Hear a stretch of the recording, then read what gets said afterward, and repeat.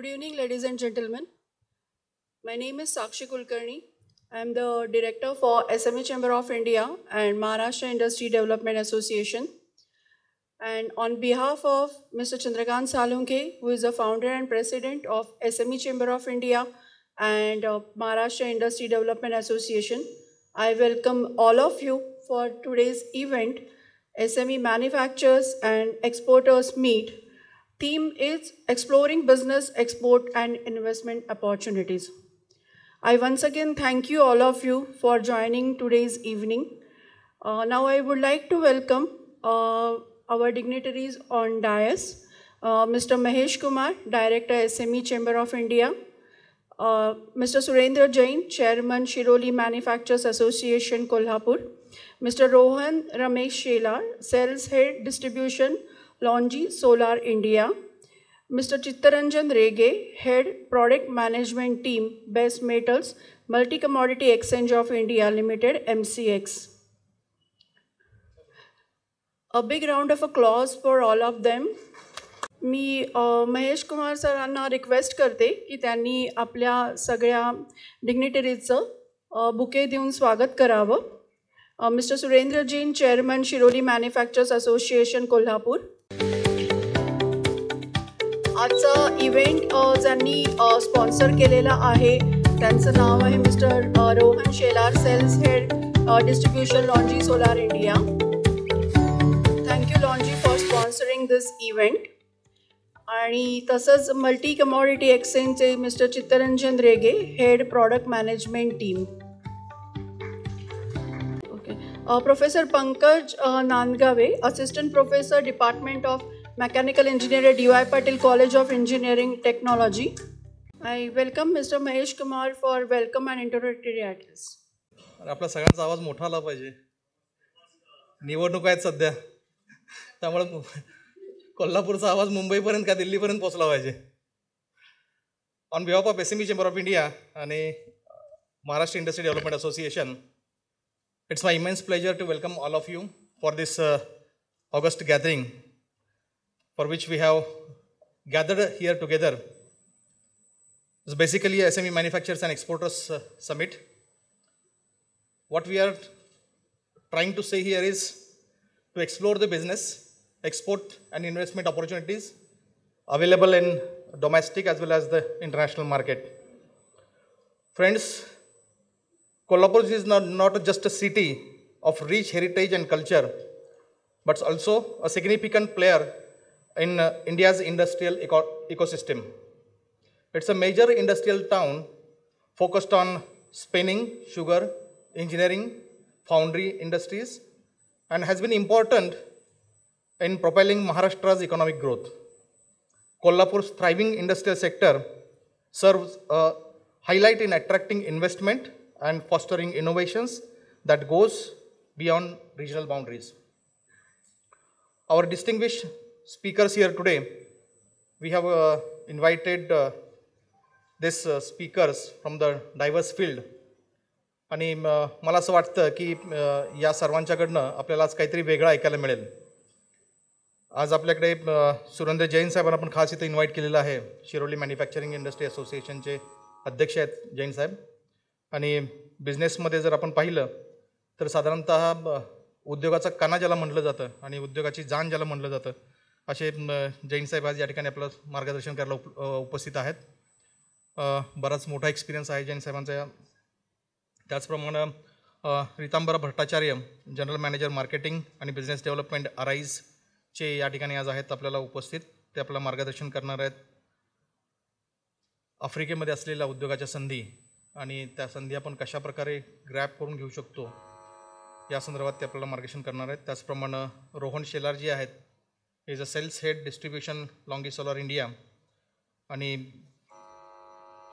ते आपल्याला त्यांच्या ज्या काही प्रोडक्ट आहेत त्याच्याबद्दल मार्गदर्शन करणार आहेत. मित्र हो, SME सेक्टर जर आपण बघितला तर मला काही जास्त म्हणजे असं सांगावंसं वाटत नाही आहे. आपल्याला कल्पना आहे साधारणतः 6.5 करोड MSMEs आज आपण पाहिलं तर देशभरामध्ये आहेत.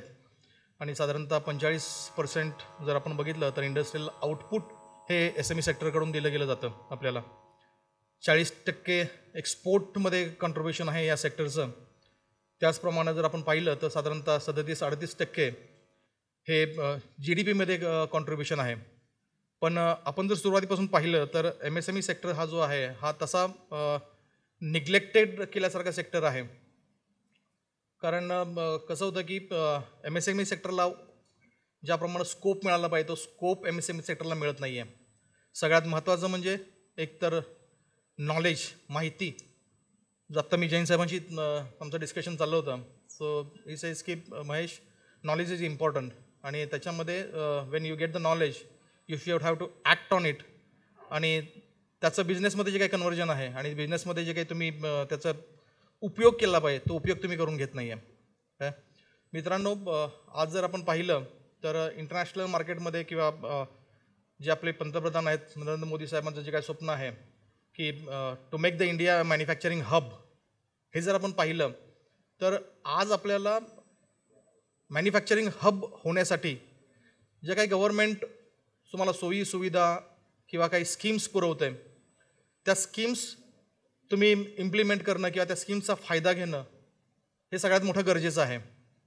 आणि मला असं वाटतं की आज या ठिकाणी सगळे जे MSME बसले आहेत, तुम्ही साधारणतः मी क्वेश्चन सगळ्यांना एक विचारतो, तुम्ही MSME मिनिस्ट्रीची वेबसाईट आणि त्याच्या काही अलाइड वेबसाईट्स आहेत, किती वेळापूर्वी म्हणजे कधी कुठल्या किती लोकांनी त्या वेबसाईट बघितलेल्या आहेत पूर्णपणे? काही बघितल्यात वेबसाईट तुम्ही? MSME मिनिस्ट्रीची वेबसाईट, त्याच्यावरती असणाऱ्या काही स्कीम्स किंवा ह्या तुम्ही काही बघितलेत कधी? बघितल्या पाहिजेत. मित्रहो, जग बदलत चाललेलं आहे आणि आता जर आपण पाहिलं तर पहिल्यासारखं काही राहिलं नाही आहे. पोस्ट कोविड जर आपण बघितलं तर डिजिटलायझेशन जे काही आहे ते डिजिटलायझेशन खूप मोठ्या प्रमाणामध्ये वाढलेलं आहे. आणि गव्हर्नमेंटचा जो काही कल जर तुम्ही आता पाहिला तर साधारणतः प्रत्येक क्षेत्रामध्ये मॅक्झिमम डिजिटलायझेशन आणि त्या डिजिटलायझेशनच्या माध्यमातून हे सरकार किंवा इथं काही सोयी सुविधा आहेत तर तुमच्यापर्यंत पोहोचल्या जाणार आहेत. तुम्हाला पण त्याच्याप्रमाणे बदललं पाहिजे आणि तुम्ही जोपर्यंत त्याच्याप्रमाणे बदलत नाही आहे, तुम्ही तुमच्या कम्फर्ट झोनमधून बाहेर जोपर्यंत पडत नाही आहे तोपर्यंत तुम्ही त्या सोयी सुविधा काही आहेत त्या सोयी सुविधा तुम्ही उपलब्ध करून घेऊ शकत नाही आहे. पिढीजात तुमचा जो काही व्यवसाय चालला आहे तुम्ही त्या व्यवसायामध्ये गुरफटून राहता आणि त्याच्या त्या कम्फर्ट झोनच्या बाहेर तुम्ही पडत नाही आहे. बाहेरचं जग तुम्ही बघितलं पाहिजे, बाहेरचं विश्व तुम्ही बघितलं पाहिजे आणि ते सध्या काय करतं आहे ह्या ज्या काही गोष्टी आहेत ह्या तुम्ही आत्मसात केल्या पाहिजेत. आज जर तुम्हाला कॉम्पिटिटिव्ह जगामध्ये किंवा कॉम्पिटिटिव्ह इरामध्ये जर राहायचं असेल तर टेक्नॉलॉजी तुम्हाला अडॉप्ट केली पाहिजे. टेक्नॉलॉजी अडॉप्ट करून तुम्हाला क्वालिटी प्रोडक्ट तुम्हाला मॅन्युफॅक्चरिंग केलं पाहिजे. आणि त्या क्वालिटी प्रोडक्ट मॅन्युफॅक्चरिंग करत असताना तुम्हाला जे काही बँकिंग आहे, कुशल कामगार आहे, डिजिटलायझेशन आहे, इंडस्ट्री 4.0 आहे. आपण इंडस्ट्री 4.0 बद्दल बोलतो पण मला वाटतं की आता परदेशामध्ये इंडस्ट्री 5.0च्या पुढे लोक गेलेले आहेत. तुम्ही जर जर्मनी, इटली किंवा इतर काही फ्रान्ससारखे जर देश बघितले तर त्यांच्याकडे इंडस्ट्री 5.0 इम्प्लिमेंटेशन होऊन गेलेलं आहे. आणि आपण आत्ता कुठं त्या गोष्टी थोड्याफार म्हणजे 10-20%, 25% आहे का साहेब? 25% तरी आहे का ॲडॉप्शन आपल्याकडे? आहे. सो ह्या ज्या काही गोष्टी आहेत ह्या गोष्टी जोपर्यंत आपण स्वीकारत नाही किंवा त्या गोष्टी आपण जोपर्यंत अंमलात आणत नाही तोपर्यंत मला असं वाटतं की आपण आपली स्वतःची प्रगती करू शकत नाही आहे. आज जर आपण पाहिलं की कोल्हापूर हा जर आपण विभाग पाहिला किंवा हा जर पश्चिम महाराष्ट्रातला एक अग्रगण्य जिल्हा म्हणून ओळखला जातो, जो की फाउंड्री आहे, टेक्स्टाईल आहे, ऑटो कॉम्पोनंट्स आहेत किंवा इतर काही व्यवसाय आहेत. आता कम्युनिकेशन जर आपण बघितलं तर ट्रान्सपोर्टेशन म्हणा, लॉजिस्टिक्स म्हणा, ह्याच्या सगळ्या सुविधा आता सध्या उपलब्ध झाल्यात आपल्याकडं. ॲग्रिकल्चर पण आपल्याकडे खूप चांगल्या प्रमाणामध्ये आहे. सो ह्या ज्या काही गोष्टी आहेत ह्या गोष्टींचा तुम्ही फायदा घेतला पाहिजे, त्या गोष्टी तुम्ही अंमलात आणल्या पाहिजेत. आणि सगळ्यात महत्त्वाचं म्हणजे जर तुम्हाला कुठली गोष्ट माहीत नसेल तर माहीत करून घेण्यासाठी तुमची जी काही असोसिएशन आहे तुम्ही त्या असोसिएशनला अप्रोच व्हा. लोकल इथं काही असोसिएशन आहेत, शिरोळ MIDC आहे, शिरोळ मॅन्युफॅक्चरिंग असोसिएशन आहे किंवा आपले इंजिनिअरिंग असोसिएशन आहे. आणि त्यातनं जर तुम्हाला काही आणखी माहिती हवी असेल तर आम्ही तुमच्यासाठी बसलोच आहोत. आज SME चेंबरचा प्रेझेन्स जो आहे तो ग्लोबल प्रेझेन्स आहे. आज आपण ऑल इंडिया लेवलला नॉलेज शेअरिंगचं काम करत असतो आहे, टेक्नॉलॉजी ट्रान्सफर्स आहे, त्याचप्रमाणे मार्केटिंग आहे. तुमच्या प्रोडक्टला जर तुम्हाला मार्केट करायचं असेल किंवा त्याला जर तुमच्याकडं संधी उपलब्ध आहेत त्या जर काय पाहिजे असतील तर त्यासुद्धा तुम्हाला चेंबरच्या माध्यमातून मिळू शकतात. आमच्या या ठिकाणी आजरी साहेब बसलेले आहेत. आजरी साहेब, I know him from last 10-12 years, more than that. So he is connected with the chamber. आणि आज जर तुम्ही बघितलं तर त्यांना कधीही प्रॉब्लेम आला तर ते पहिल्यांदा फोन करतात, महेश माझा हा प्रॉब्लेम आहे, मी काय करू, महेश माझा तो प्रॉब्लेम आहे, मी काय करू. आणि जेवढं मॅक्झिमम पॉसिबल सोल्युशन असतं ते आम्ही त्यांना देत असतोय. दुसरी गोष्ट अशी आहे की आज आपण या ठिकाणी एकत्र झालेलो आहोत. आज काहीतरी व्हॅल्यू ॲडिशन तुम्हाला या ठिकाणी मिळालं पाहिजे, हाच चेंबरचा प्रयत्न आहे. आणि आज जो काही आपण कार्यक्रम आयोजित केलेला आहे त्यातनं तुम्हाला नक्कीच बऱ्याच काही गोष्टी तुम्हाला मिळतील, त्या तुमच्या फायद्याच्याच असतील. आणि याच्या व्यतिरिक्त तुम्हाला जर आणखी हवं असेल किंवा एखाद्या विषयावरती तुम्हाला काही एक्सपर्टीज हवी असेल, एखाद्या एक्सपर्टीज तुम्हाला नॉलेज हवं असेल तर तुम्ही कधीही आम्हाला सांगू शकता. काही स्पेसिफिक टॉपिकवरती तुम्हाला जर काही मार्गदर्शन हवे असेल तर ते पण चेंबरच्या माध्यमातून किंवा महाराष्ट्र इंडस्ट्री डेव्हलपमेंट असोसिएशनच्या माध्यमातून आपण या ठिकाणी तुम्हाला उपलब्ध करून द्यायची मी तुम्हाला ग्वाही देतो. बँकिंग असू द्या किंवा इतर कुठल्याही क्षेत्राची तुमच्या काही समस्या निगडीत समस्या असतील त्या तुम्ही सांगू शकता. आज CGTSME म्हणा किंवा ट्रेड्स प्लॅटफॉर्म म्हणा किंवा इतर काही गोष्टी ज्या काही आहेत, SME स्टॉक एक्सचेंज वगैरे आहे, ह्या सगळ्या गोष्टी सुरू करण्यापाठीमागं किंवा त्या गोष्टींचा पाठपुरावा करण्यापाठीमागं चंद्रकांतजींचं आणि चेंबरचं खूप मोठ्या प्रमाणामध्ये योगदान आहे. आज कोविडच्या अगोदर साधारणतः आपलं 2 करोड रुपये आपल्याला CGTSME लोन मिळतं कोलॅटरल फ्रीमध्ये. आम्ही चेंबरच्या माध्यमातून मागणी केली होती 15 करोड तुम्ही केलं पाहिजे, ते 5 करोड झालेलं आहे. आता दुसरी आणखी एक आम्ही आता मागणी केलेली आहे की SME सेक्टरसाठी महाराष्ट्रामध्ये जर आपण बघितलं तर SME सेक्टरसाठी सेपरेट मिनिस्ट्री झाली पाहिजे आणि त्याच्यासाठी सेपरेट सचिव दिला गेला पाहिजे. आज आपल्याकडे इंडस्ट्री डिपार्टमेंट आहे, पण इंडस्ट्री डिपार्टमेंटचा जर तुम्ही कल पाहिला किंवा इंडस्ट्री डिपार्टमेंटचा तुम्ही जर आज त्यांचा फोकस जर पाहिला तर हा खूप मोठ्या उद्योजकांचा फोकस आहे. बाहेरून इन्व्हेस्टमेंट आणायची, त्यांना रेड कार्पेट ट्रीटमेंट द्यायची, पण जो लघु आणि मध्यम उद्योजक आहे, जो आजच्या डेटला इंडस्ट्रीचा बॅकबोन आहे, त्याला निग्लेक्ट करून चाललेले आहेत. तर त्या गोष्टीला निग्लेक्ट न करता राज्य आणि केंद्र शासनामध्ये एक चांगला सुसंवाद साधला जावा, त्यासाठी SMEसाठी एक डेडिकेटेडली मंत्रालय असावं, त्याच्यासाठी सेपरेट सचिव असावा, त्याच्यासाठी डेव्हलपमेंट कमिशनर असावा इंडस्ट्रीजचा. यासाठी आपण खूप मोठ्या प्रमाणात प्रयत्न करत आहोत. इनफॅक्ट मुख्यमंत्री साहेबांना सुद्धा आम्ही बऱ्याच वेळा लिहिलेलं आहे, चंद्रकांतजींनी लिहिलेलं आहे, भेटलेले आहेत, मुख्य सचिव म्हणा, उद्योग सचिव म्हणा, त्यांच्याशी पण आपण या गोष्टी डिस्कस करत आहोत. आणि परवाच आम्ही एक असं म्हणलं होतं की बाबा तुम्ही आत्ता जर आम्हाला आश्वासन दिलं तर ठीक, नाहीतर सगळे उद्योजक नोटाचा वापर करतील, मतदानामध्ये सरळ नोटाचा यूज केला जाईल. सर, आज त्या गोष्टीची आपल्याला गरज आहे आणि या गोष्टीचा पाठपुरावा करण्यासाठी जेवढी असोसिएशन प्रयत्न करते तेवढेच उद्योजकांनी सुद्धा प्रयत्न केले पाहिजेत, तेवढेच उद्योजकांनी सुद्धा त्याच गोष्टीसाठी साथ दिली पाहिजे असं मला तरी वाटतं. मित्रो, मी जास्त आपला काही वेळ घेत नाही आहे आणि आज चंद्रकांत साळुंखे या ठिकाणी उपस्थित राहू शकलेले नाही आहेत. नीती आयोगाच्या काही महत्त्वाच्या मीटिंग्ज लास्ट मोमेंटला लागल्यामुळं ते या ठिकाणी उपस्थित राहू शकलेले नाही आहेत, परंतु त्यांचं एक आपल्याशी मनोगत असावं अशी त्यांची इच्छा होती. एक 5 मिनिटाचं त्यांचं एक मनोगत आहे, त्यांनी काही शुभेच्छा आपल्याला दिल्या आहेत, त्या आपण इथं प्ले करतोय. प्लीज. नमस्कार. कोल्हापूरचे उद्योजक, व्यावसायिक, व्यापारी, त्याचप्रमाणे एक्सपोर्टर्स आणि startups, entrepreneurs, SME chamber of India आणि महाराष्ट्र इंडस्ट्री डेव्हलपमेंट असोसिएशन याच्या संयुक्त विद्यमाने आयोजित केलेल्या SME मॅन्युफॅक्चरर्स अँड एक्सपोर्टर्स समिटमध्ये आपले सर्वांचे स्वागत करतो. या दोन्ही संस्थांचा अध्यक्ष म्हणून मी आपले पुन्हा धन्यवाद देतो की आपण या कार्यक्रमास उपस्थित राहिलात.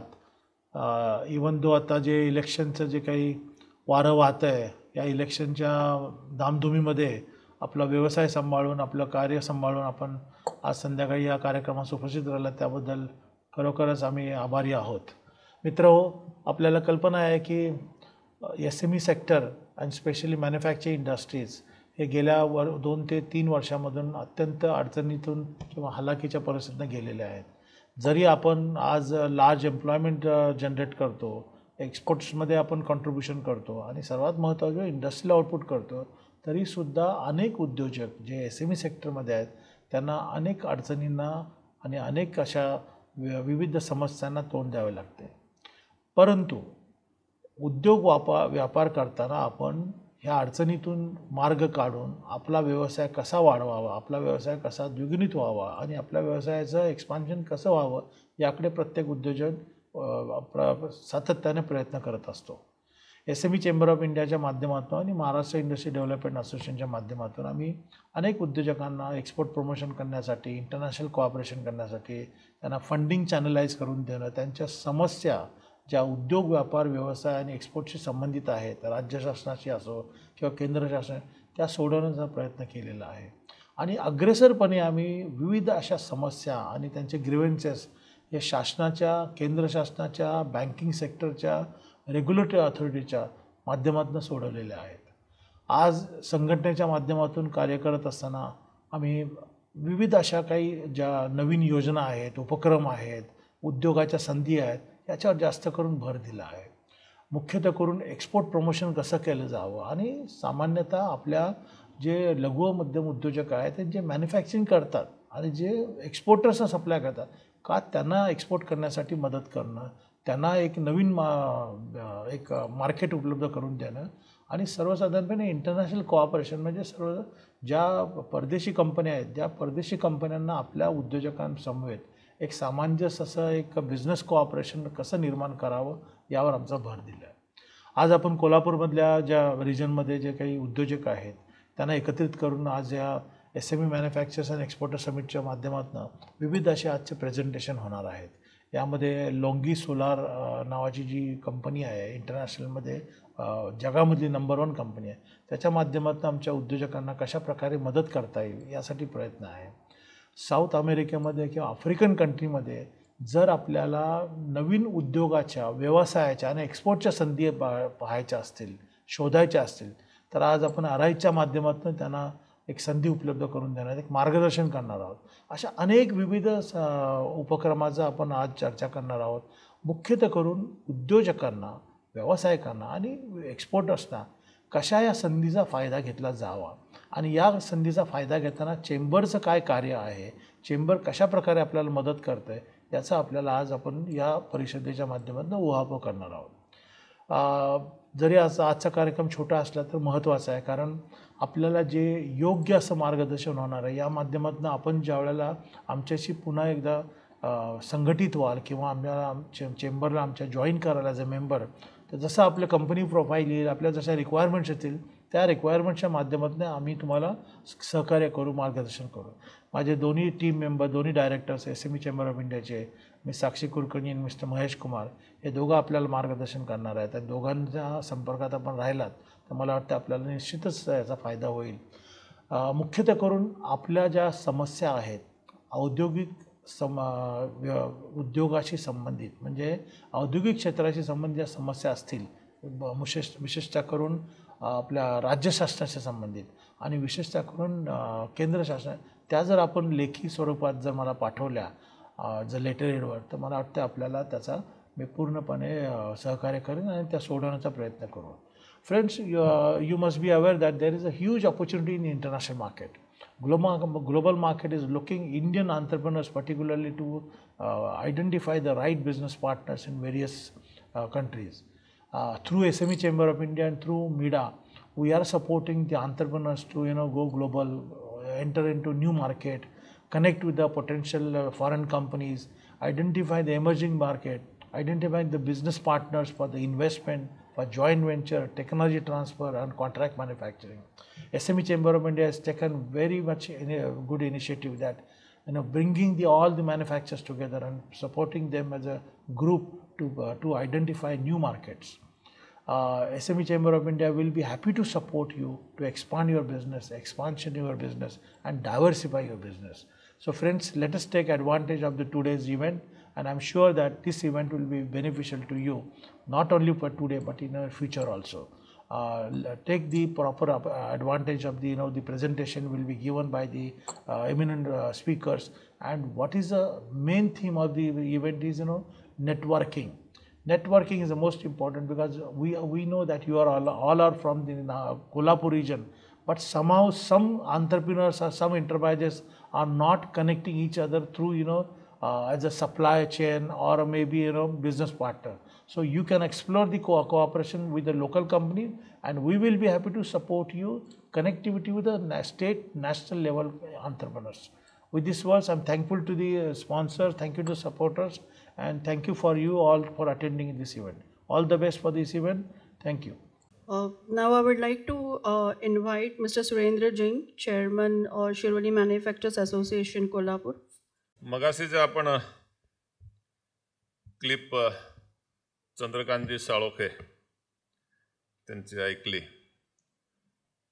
मला आठवते 90च्या दशकमध्ये ज्यावेळा नुकताच म्हणजे 1991 मध्ये भारतात ग्लोबलायझेशन, लिबरलायझेशन आणि सगळे ते शब्द आपल्याला ऐकायला यायला लागले,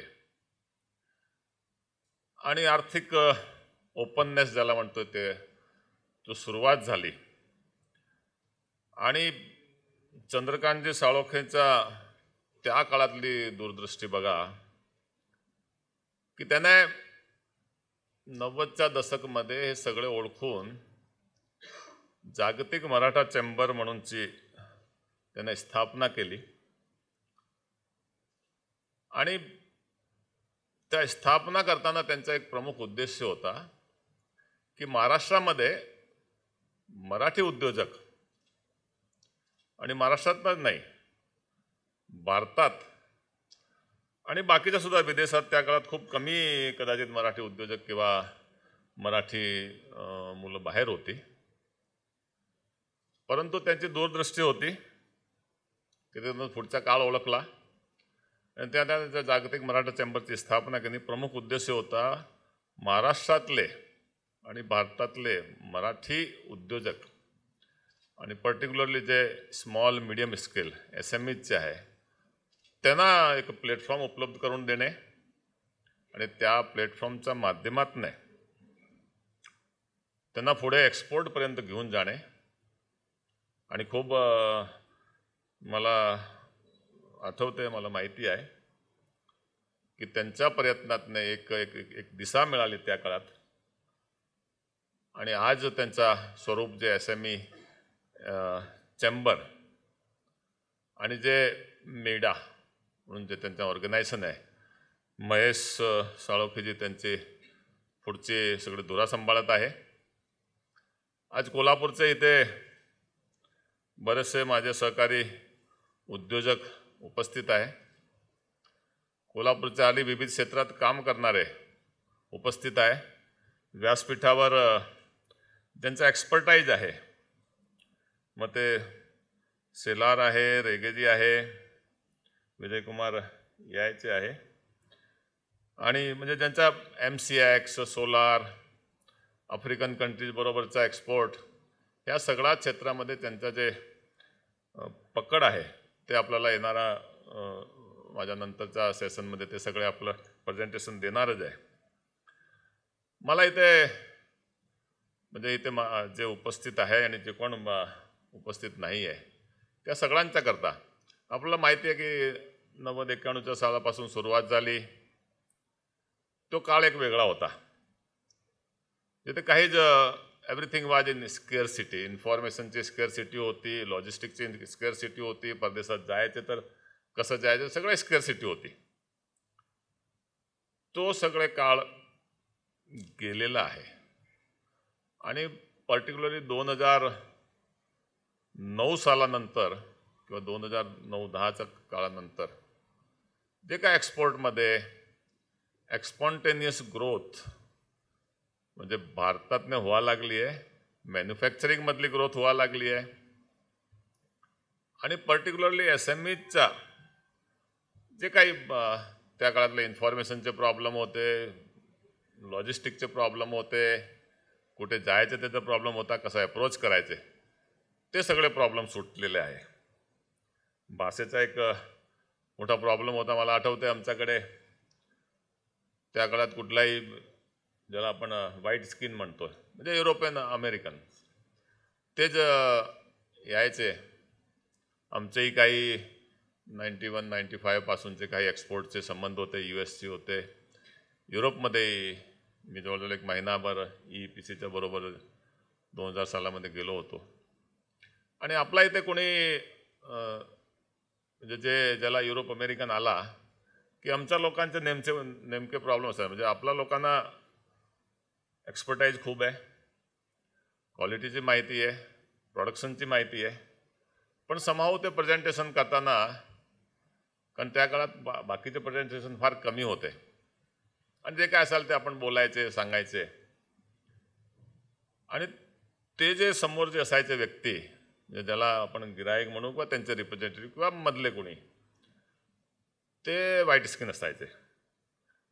आणि आपली लोक किंवा आम्ही किंवा आमची माणसं त्यांच्यासमोर कुठलाही बोलायला, कुठलाही विचारायला खूप असं म्हणजे अडचणमध्ये यायचे. कारण त्यांना वाटायचे की समोरचा माणूस म्हणजे तो व्हाईट स्किन आहे, गोरा आहे, तो खूप ज्ञानी आहे, त्यांना खूप कळते. मग मला बरेच वेळा आमच्या लोकांना सांगायला लागायचं की बाबा ते तसं काय नाही आहे.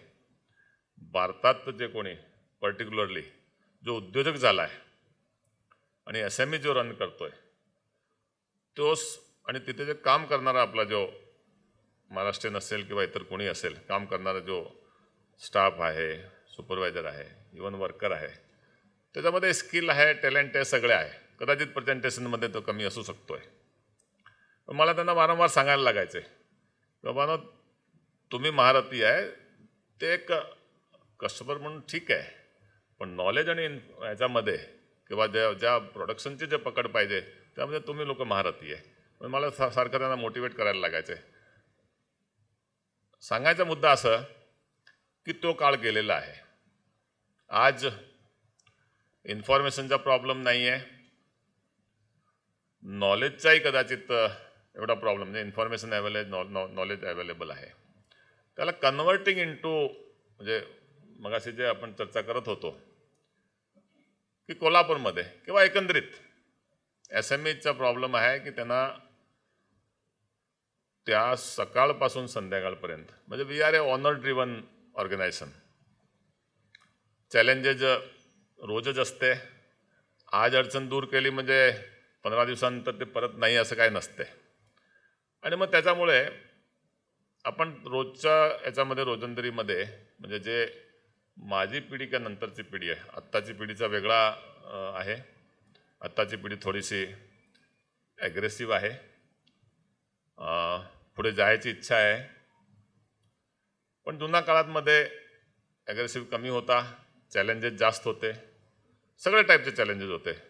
मॅनपॉवरचा चॅलेंज होता, मशीनचा चॅलेंज होता, क्वालिटीचा चॅलेंज होता, कस्टमरचा चॅलेंज होता आणि रेट म्हणजे सगळे टाईपचे चॅलेंज होते. त्या सगळ्यातनं आपण बाहेर येऊन आज एक म्हणजे कोल्हापूर म्हणजे ज्याला पश्चिम महाराष्ट्र म्हणू, कोल्हापूर, सांगली, साताराचं जे इकोसिस्टम आहे त्याच्यामध्ये प्रचंड प्रमाणात ह्यो महाराष्ट्रामधला ह्यो जो भाग आहे तो SMEचा खूप मोठा गड आहे. म्हणजे मॅन्युफॅक्चरिंगमधला खूप मोठा हब आहे. इथून एकच जे तुम्ही जे प्लॅटफॉर्म आत्ता म्हणजे उपलब्ध करून दिलेला आहे, चॅलेंज असं आहे की तुमच्यापर्यंत येणे की तुम्ही त्या पोटेन्शियल एंटरप्रिनरपर्यंत जाणे हे एक चॅलेंज आहे. आम्हाला नेहमी अपेक्षा असते की तुम्ही यावे आमच्याकडे. आता तुम्ही कोल्हापूरपर्यंत आले, पण मग वाटतंय की तुम्ही आमच्या कारखान्यापर्यंत यावे आणि मग तिथे आमचा हात धरून तुम्ही सांगावे की हे ऑपॉर्च्युनिटी अवेलेबल आहे, हे अवेलेबल आहे. आणि मग कदाचित मग आमचे बसवराजसारखे किंवा आणि आमचे इथे मित्र आहे, सामानी आहे, म्हणजे अमर जाधव तर हालाकी एक्सपोर्टमध्ये खूप मोठ्या प्रमाणात लोकांना मोटिवेट करतो, उद्योजकांना हँड होल्डिंग करतोय आणि घेऊनही जातोय काही बाहेर एक्झिबिशनमध्ये. तर असंच टाईपचा तुमच्याकडनंही कदाचित ह्या अपेक्षित असणार आहे. ज्याला म्हणतो की ट्रेंड सेटिंग. एक 5 आणि 10 आणि तुमच्या मार्फत ज्याला एक्सपोर्टचा पोटेन्शियल आहे आणि पुढे काही करायची शेवटी तुम्ही हँडहोल्ड करू शकणार आहे,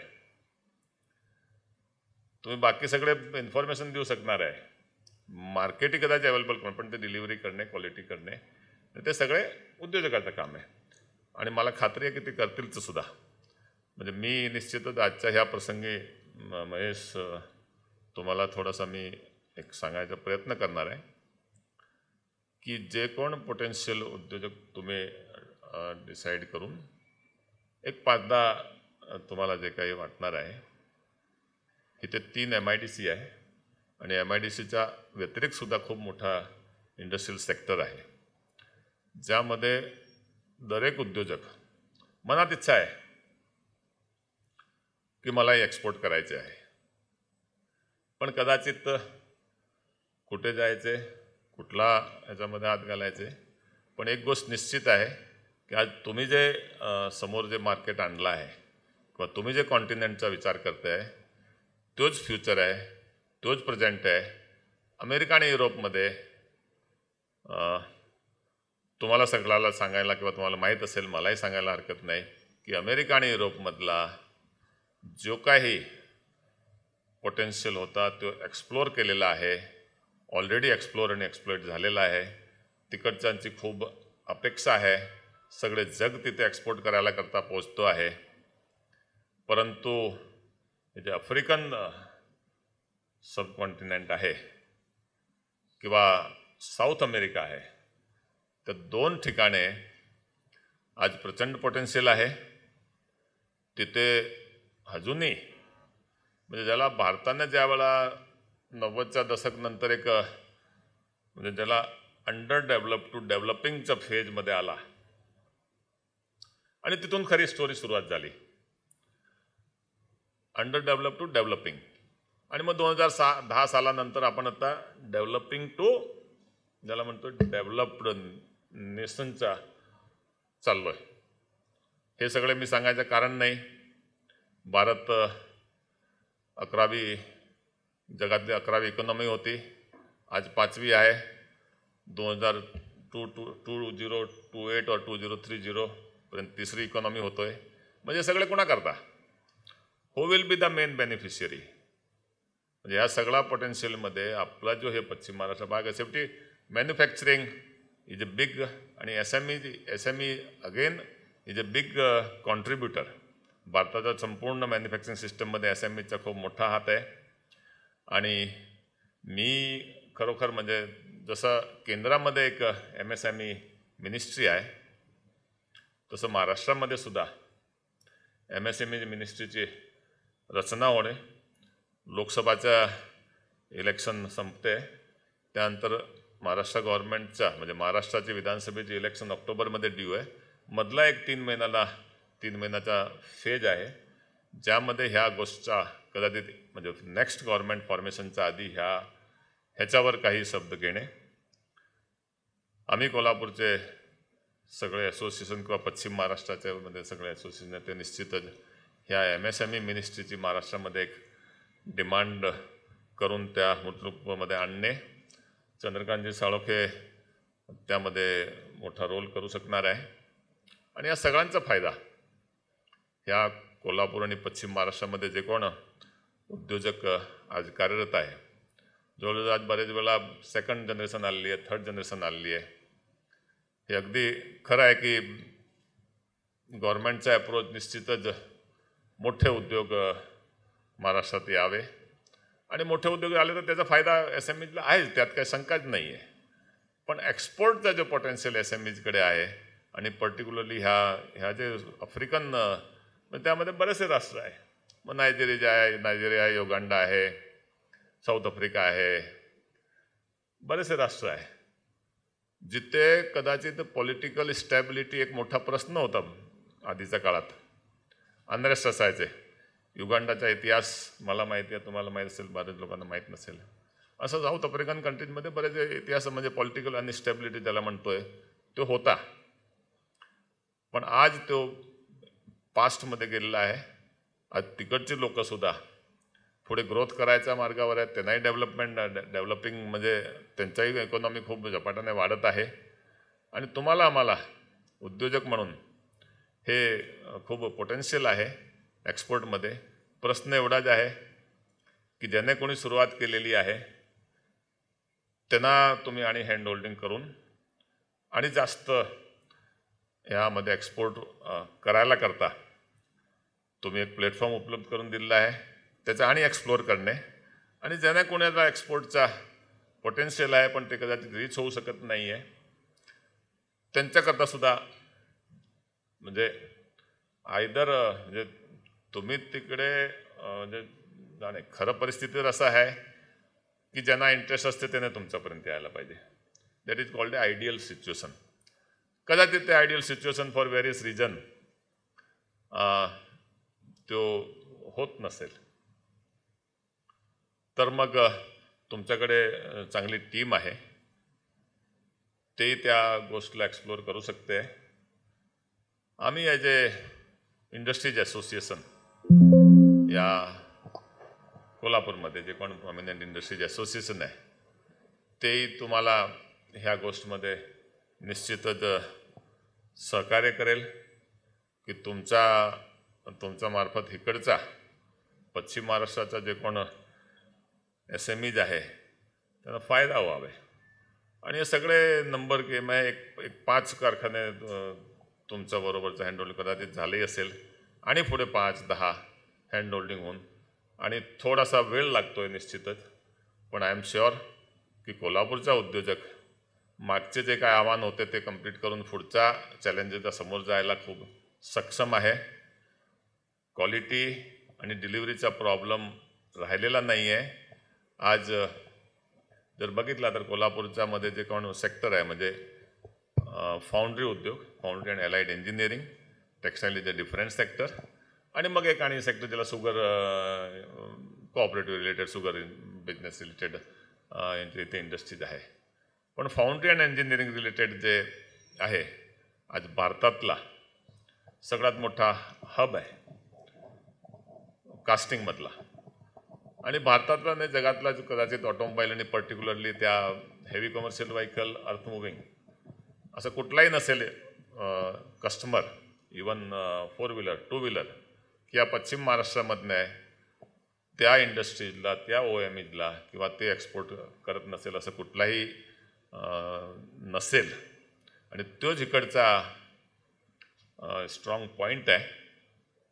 आणि मग ते एकदा एक्सप्लोअर केला आणि again African is a continent की जिथे ह्या सगळ्यांची खूप गरज आहे. आत्तापर्यंत अजूनही तो अनटॅप्ड मार्केट आहे. आत्ता तिथे खूप मोठ्या प्रमाणात ग्रोथ आणि ॲस्पिरेशन चालू आहे. आपल्याला ह्यामध्ये यश मिळू शकते provided we come forward 2 steps, SME chamber come forward 3 steps, आणि मग कुठेतरी joining hands and then taking it to the next level ज्याला म्हणतोय तो शक्य आहे. येणारा म्हणजे 5 वर्ष मी म्हणतो आहे की for industries particular MSME in पश्चिम महाराष्ट्र की जिथे ऑलरेडी इथे इकोसिस्टम आहे, येणाऱ्या 5 वर्ष हाई ग्रोथ जसं भारताकरता आहे तसं तुमचं आमच्याकरताही आहे, हाई पोटेन्शियलचे आहे. आपल्याला ह्यामध्ये थोडासा प्रयत्न ज्याला म्हणतोय प्रयत्न करणे, यश म्हणजे तुमचा सहकार्य, आमचा जे काय स्ट्रॉंग पॉईंट आहे त्या सगळ्यांच्या मध्ये मला खात्री आहे की कोल्हापूरचा उद्योजक येणाऱ्या काळात, आज भले इथे कदाचित संख्या कमी असेल की एक्सपोर्ट करणाऱ्याची संख्या कमी असेल, पण जर एकंदरीत बघितला तर येणाऱ्या काळामध्ये खूप जबरदस्त पोटेन्शियल आहे. I am sure the Kolhapur industries will take benefit of your platform and you will also vice versa take benefit of the Kolhapur industrial sector which is posing for the high potential. मी सर्वांना येथे उपस्थित सर्व माझे सहकारी उद्योजक आणि सर्व उद्योजकमध्ये कार्यरत असणारे यंग एंटरप्रिनर, थोडेसे मिडल एज आणि या सर्वांचा मी मनापासून म्हणजे अपेक्षा करतो की येणाऱ्या काळात कोल्हापूरचे उद्योजक आणि SME चेंबर आणि MEDA या सगळ्यांच्या मार्फत कोल्हापूरमध्ये एक एक्सपोर्टची एक नवीन ग्रोथ सेक्टर तयार होईल. आणि मी एकदा परत तुमचा SME चेंबरचा धन्यवाद करतो. या सर्व जे कोण प्रॉमिनंट स्पीकर आहे ते व्यासपीठावर त्यांच्यासुद्धा ऐकायला निश्चित तुमचा सगळं मी सुद्धा उत्सुक आहे. आणि मी एक पोटेन्शियल म्हणजे मी एक एक्सपोर्टर आहे किंवा येणाऱ्या काळातला potential exporter looking for the aspirational exporter आहे. तर तुम्हाला सगळ्यांना ह्या जे कोण इथे उपस्थित एक्सपर्ट्स आहे त्यांचं ऐकायला मी सुद्धा उत्सुक आहे. महेश साळोखेजी आणि चंद्रकांत साळोखे तुम्हाला परत एकदा मी धन्यवाद करतो की तुम्ही विथ ए न्यू विगर तुम्ही कोल्हापूरमध्ये आले आहे. आणि Kolhapur industrial SMEs are please to welcome you as a SME chamber of India. आणि once again thank you everybody. Thank you. Thank you, sir. Now I would like to invite Mr. Rohan Shelar, Sales Head Distribution, Longi Solars India, and his topic is Solar Powering for Tomorrow, Unveiling Longi Cutting Edge Solar Solutions. Good evening, everyone. Myself, Rohan Shelar, and I'm taking care of distribution business for Longi India. So thank you, Surendra sir, for your valuable words. And from that point of view, I'll onward my marks here in this evening. So actually मी एवढे लोक येतील असं expect नव्हतं केलं. So Maheshji thank you so much. फक्त एक correction suggest करेल. जेव्हा तुम्ही इंट्रोड्यूस केलं मला तेव्हा साहेबांनी सांगितलं की Rohan will tell about the companies products. Not at all. मी त्याच्यासाठी आलेलो नाही आहे इकडे. I consider my self as a green revolution soldier. आपण सगळीकडे आता solar, carbon neutrality, green energy सगळीकडे ऐकतोय. So basically I am going to be the part a very smallest element जो हा बदल घडवण्यासाठी काम करतोय. सो आजच्या माझ्या या 10-15 मिनिटाच्या नेक्स्ट प्रेझेंटेशन्समध्ये 3 महत्त्वाच्या गोष्टी मी ॲड केल्यात. फर्स्ट थिंग, सोलार नक्की काय आहे आणि India where we are heading with solar right now at this movement. Second thing जी आहे that is how you people, because solar आपण सगळ्यांनीच ऐकलेलं आहे, but is it really important for you guys, because we are the manufacturers. तुम्ही manufacturing करताय commercial प्रिमायसेसमध्ये वगैरे, इंडस्ट्रियल प्रिमायसेसमध्ये ऑपरेट करताय. So energy is definitely our operational cost. ती ह्याच्यामधून आपला ROI सोलारमधून खरंच पॉसिबल आहे का, की सोलार फक्त एक इट्स अ बजवर्ड आणि नुकतं लोक बोलतात म्हणून आपण करायचं आहे. And third thing, when I talk about solar, it's a commitment of 25 to 30 years. So एवढ्या मोठ्या कमिटमेंट करता आपण जे पार्टनर्स चूज करतो ते खरंच बरोबर आहेत की नाही, या 3 गोष्टींवरती मी थोडासा प्रकाश टाकणार आहे. सो आय बिलीव्ह थोडंसं इंग्लिश थोडंसं मराठी चालेल सगळ्यांना. Is that okay for everyone? Thank you. So this is the scenario of solar right now in India. If you can see the first line, it says around 5,000 trillion kilowatt hours of energy can be generated. जेव्हा आपला solar sunlight आपल्या पूर्ण इंडियाच्या जमिनीवर पडतो इतकी energy generate होऊ शकते, which is sufficient to energise entire globe. एवढं महत्त्वाचं पोटेन्शियल किंवा इतकं सनलाईट आपल्या इंडियाच्या सगळ्या भागामध्ये अवेलेबल आहे. Second thing, NISE national institute of solar energy यांनी आपलं इंडियाचं पोटेन्शियल जे आहे सोलारचं, they have estimated around 748 gigawatt. आणि फक्त 3% ऑफ वेस्टलँड जो काही आपला पूर्ण भारताचा एरिया आहे तो यूज करून पण आपण त्याला ज्यामध्ये कन्वर्ट करू शकतो.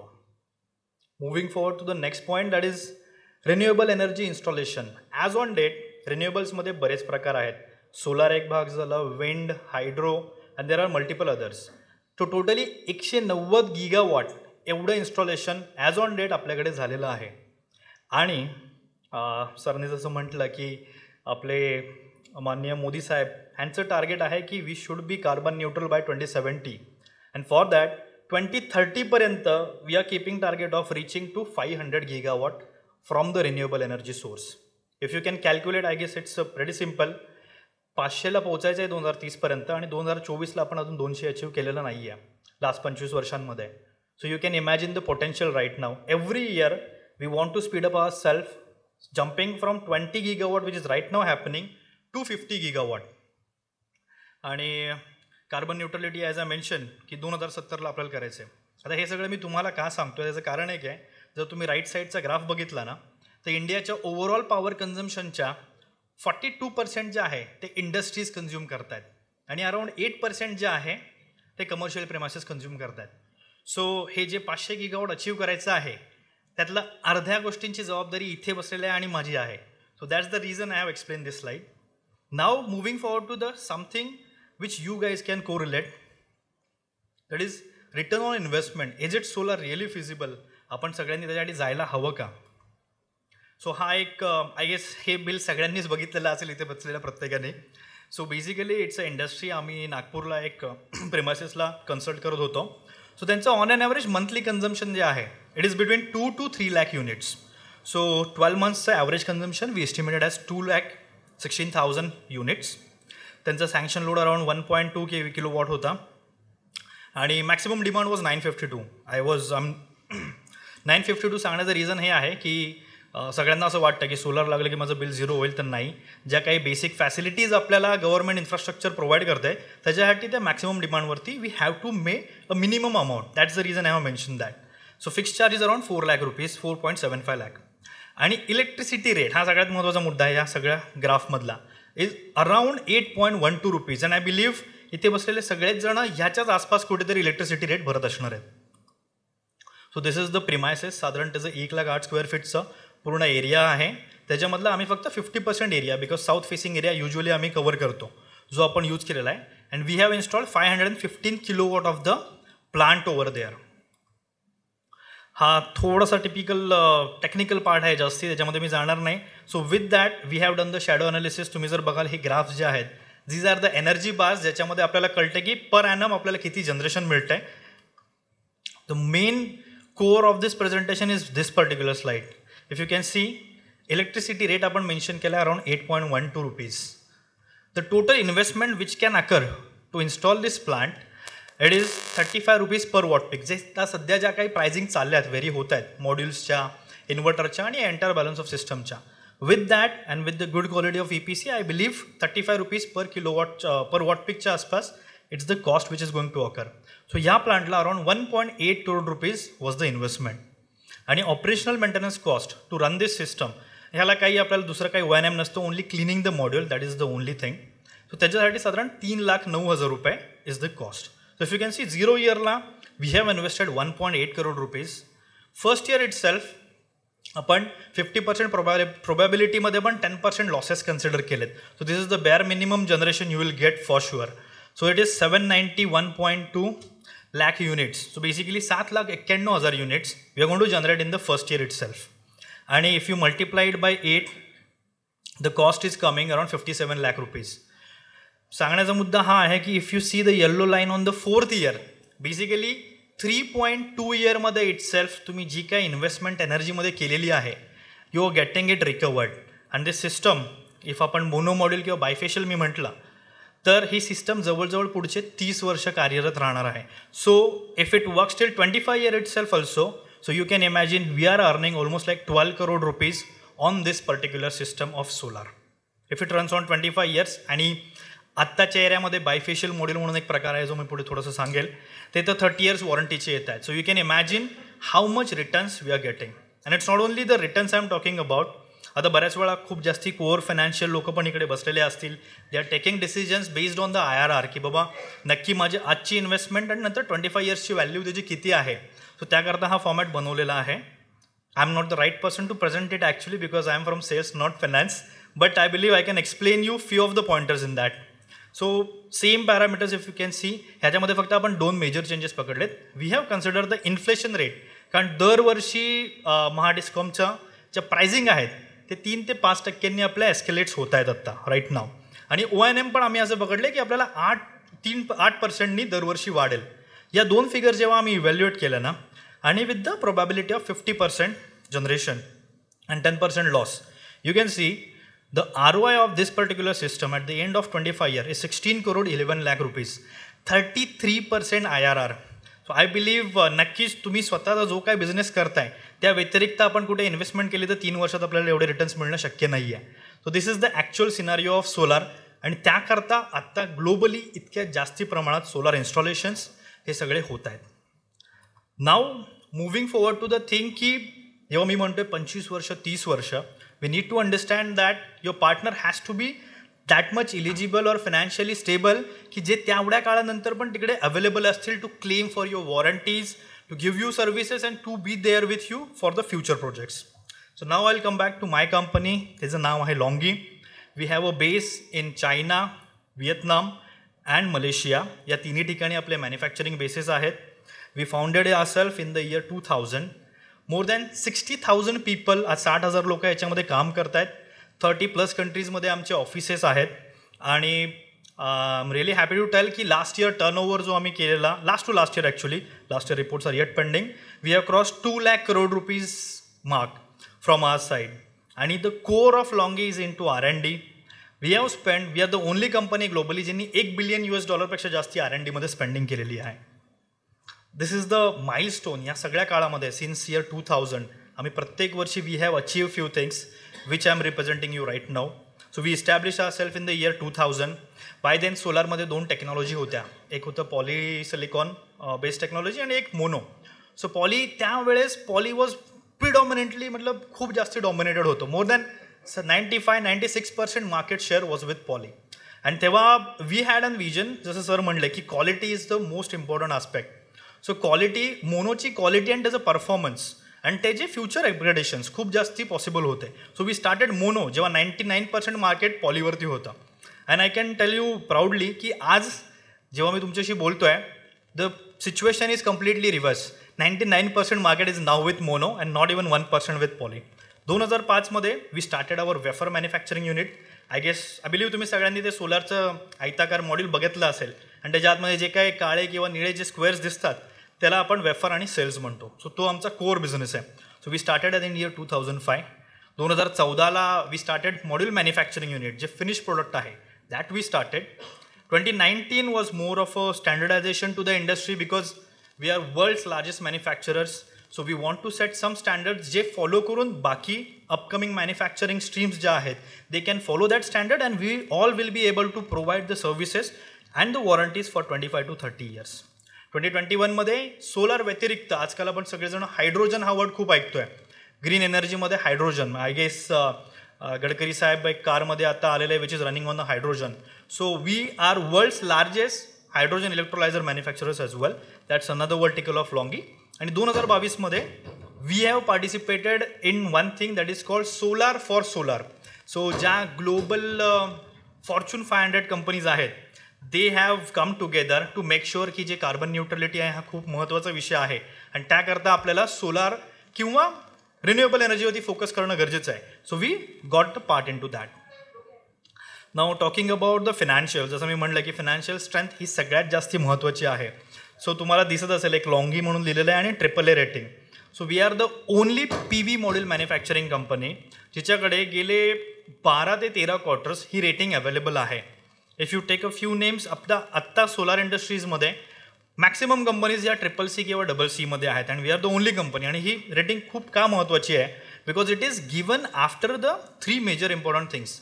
तुमच्या मॅन्युफॅक्चरिंग कॅपॅबिलिटीजमध्ये how much shipments you have done, तुमची मॅन्युफॅक्चरिंग कपॅसिटी किती आणि किती टेक्नॉलॉजिकल इव्होल्युशन तुम्ही केलेलं आहे. आणि second thing, important thing is the financials. किती स्ट्रॉंग फायनान्शियल्स तुमचे आहेत, what is your debt ratio and you people can really survive in long run or not. या सगळं पकडून ही रेटिंग दिली जाते. And then the centre point if you can see त्याच्यामध्ये लिहिलं आहे की Altman Z score. So it's more of a financial technical. पण इथलं एकच पॉईंट सांगेल की आत्ता आमचा स्कोअर जो आहे तो 3 आहे. And there are so many companies in solar which are below 2.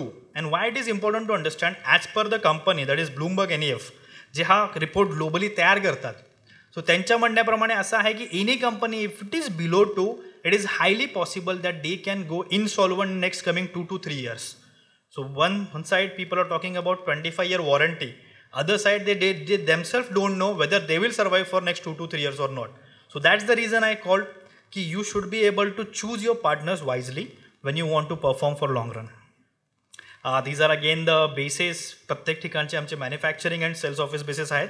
And these are only bases for the offices. We are currently supplying in more than 185 कंट्रीमध्ये आमचं करंट सप्लाईज आता आहेत. This is the most important slide because सध्या मला वाटतं कोणी solar ऐकलं असेल तर सगळेजण मेगावॉट आणि गिगावॉट हा शब्द ऐकत असतील. आणि आता गव्हर्मेंट खूप जास्ती पुश करते आपली to scale up the manufacturing and we are running the PLI schemes as well. So त्याच्याप्रमाणे जर आपण बघितलं तर right now we are the world's largest wafer manufacturer with 190 gigawatt capacity.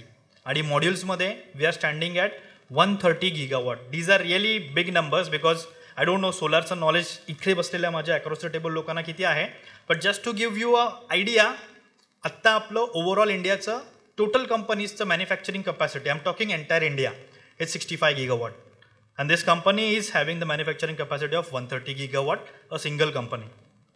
आणि लास्ट 3 वर्ष 2020, 21, 22 आणि 4 वर्ष we are the world's number 1 supplier in terms of the solar.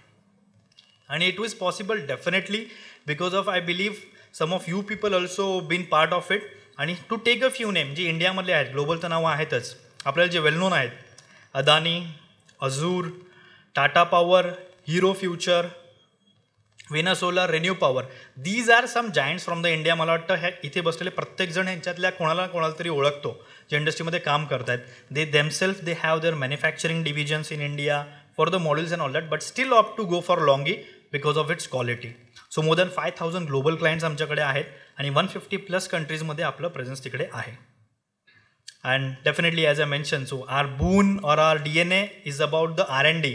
आणि सरांनी जसं सांगितलं की आपल्याला क्वालिटी आणि कन्सिस्टन्सी ठेवायची आहे आणि इनोव्हेशन देणं खूप जास्ती गरजेचं आहे, otherwise will fall behind of the market. So what we do is we are spending almost 5 to 7% of our revenue. I M talking not profit, revenue जो काय आम्ही कमवतो आहे ओव्हरऑल त्याच्या 5 ते 7% R&Dमध्ये इन्व्हेस्ट होतं. आणि याचं सगळ्यात महत्त्वाचं उदाहरण म्हणजे की आज ॲज ऑन डेट लॉंगीकडे 2132 पेटंट आहेत रजिस्टर्ड स्वतःच्या नावाचे. You talk any technology in solar, even if we are not mass producing it, आमचं त्याच्यामध्ये काम चाललेलं आहे. Because we are always looking forward की फ्युचरमध्ये काय येणार आहे किंवा फ्युचरमध्ये कमर्शियलायझेशनसाठी गरजेचं काय आहे. आणि as I always say, these are some records, world record breaking efficiencies. We consider our self as a competitor when it comes to breaking the efficiency records. तुम्ही जर बघितलं ह्याच्यामध्ये, सो 2022-11 26.81 HJT सेल म्हणून एक टेक्निकल प्रकार आहे. We have achieve the highest efficiency in that. In N-type TOPCon we have achieve the highest efficiency. So these are few the pointers about the efficiencies. Now will come to the major point because आपण सगळे industry related आहात. So जेव्हा आपण काही बाहेरचं वस्तू import करतो, एक इम्पॉर्टंट सर्टिफिकेशन आहे BIS, bureau of Indian standard, which is mandatory for everyone. So आम्ही BIS तर घेतलेलंच आहे, नो डाऊट. बट BISमध्ये आपण साधारण 6 ते 10 टेस्ट कंडक्ट करतो कुठल्याही प्रोडक्टला अप्रूव्ह करून इंडियात आणण्यासाठी. So these are few labs. त्याच्यामध्ये TUV आहे, PVL आहे, PV मॅगझिन आहे आणि RATC सुद्धा. So these are the labs ज्या जवळजवळ 80 ते 90 टेस्ट ज्या आहे आपल्या प्रोडक्टवर कंडक्ट करते, which is almost like 6 to 7 times stringent than BIS. आणि ते आपण करून प्रत्येक टेस्टमध्ये we are the highest performer or the top achiever in terms of the performance. हे जे काय मी आता तुम्हाला एवढा वेळ सांगितलं, it is because of this products. हे सगळ्यात महत्त्वाचे आहेत. So we have solar modules ranging in the 3 segments, HIMO 5, HIMO 6 and HIMO 7. त्याच्यामध्ये मल्टिपल टेक्नॉलॉजीज आपण वापरलेल्या आहेत. I will not go in to nitty gritty. जेव्हा after this event you have any requirements or anything किंवा काही just for understanding हवं असेल तेव्हा I will go much deeper in to it. But you can assume if there is any technology in the industry for solar, we are the one to introduce that. Yes, definitely. हा एक थोडासा lucrative product आहे, कारण आपण बऱ्याच वेळा आता बघतोय की कमर्शियलायझेशन खूप जास्त प्रमाणात होतं आहे, commercial buildings and all that. So we have come up with the building integrated photovoltaic product जे मल्टिपल कलर्समध्ये ग्लास फसाडसाठी आता आपण अवेलेबल केलेले आहेत. सो इन फ्युचर आपण बघू शकतो की बऱ्याच साऱ्या बिल्डिंग्स देस will generate their own electricity. आणि ग्रीन बिल्डिंग कॉन्सेप्ट जो आता खूप जास्ती प्रमाणात पुढे येतोय त्याच्यामध्ये ह्याच्याने खूप जास्ती प्रमाणात हेल्प होईल. And last but not the list, this is the most important slide. I do consider it because it's not only about selling the product but we all are here, कारण प्रत्येक कंपनीचं एक विजन असतं, एक mission असतं. So we are participating. जे renewable इंडस्ट्रीमधले आहेत ते सगळेजण RE, EV आणि EP100मध्ये कॉन्सन्ट्रेटेड आहेत. So what is that? So under RE100 I M not saying आपल्याला 2070ला जसं मोदी साहेब म्हणाले की कार्बन न्यूट्रल व्हायचं आहे, त्याची सुरुवात आपल्याला स्वतःपासून करायला लागेल. So we are making sure by year 2028 आमचे सगळे प्लांट्स जे आहेत, more than 15 plants we have, they will run on 100% renewable energy. That's one thing. Under EP100, so it's not always about generating the excess electricity, but conservation पण खूप जास्ती गरजेचं आहे. So what we are gonna make sure is 2015ला जेवढं आमचं consumption होतं, we are going to optimize it and we are going to reduce it almost by 35%. Obviously by using the new technologies and all that, production, manufacturing आणि upgoing ते चालू राहणार आहे. But त्यामध्ये आम्ही EP100मध्ये यूज करतोय. Under EV100 we are going to make sure that all the employees, जे मी सांगितलं 60,000 people are working with this company, adequate infrastructure we are making for the electrical charging and all that, so that everyone should go for the electric vehicles. And then last but not list science based target. आपण सगळीकडे ऐकतोय की green house gases सगळीकडे तयार होत आहेत. Earth is increasing its temperature by 1.5 degree Celsius every year.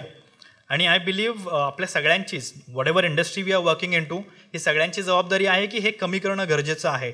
Carbon neutrality करण्यासाठी we are making sure की आम्ही ॲडिक्वेट मॅन्युफॅक्चरिंग फॅसिलिटीज तयार करू आणि रिन्युएबलमध्ये स्ट्रेस करू, जेणेकरून आपण सगळेजण collectively 2070, it's quite optimistic, but at least 2080 किंवा 90पर्यंत कार्बन न्यूट्रल अर्थला पोहोचू. सो दॅट ज्या काही फ्युचर जनरेशन्स आहेत, they will see a greener and a better world with all of us.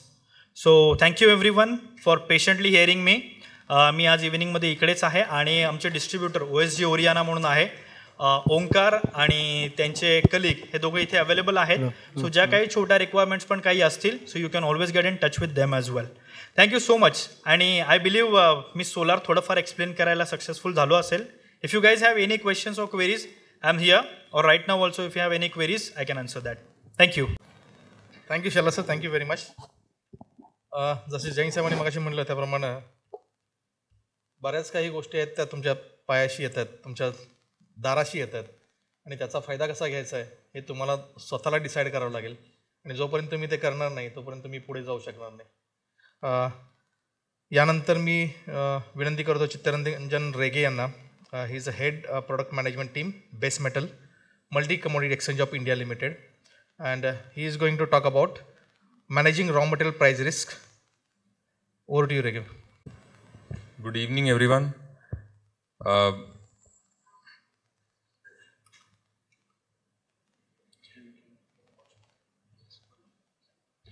So, very interesting session. Mr. Jain's, inspirational talk that you want to drive success, drive production, and MSME is not going to lag behind. I am very sure, and we also feel that the peripherals which can help you to achieve that, we can be part of that ecosystem. Me MCX म्हणजे multi commodity एक्सचेंजला represent करतो. सिम्प्लिस्टिकली तुम्हाला सांगू तर MCX एक stock exchange आहे. Stock exchange म्हटलं की आपल्याला NSE, BSE हेच आपण इमॅजिन करतो, पण प्रॅक्टिकली आता ती डेफिनेशन थोडी ब्रॉड झालेली आहे.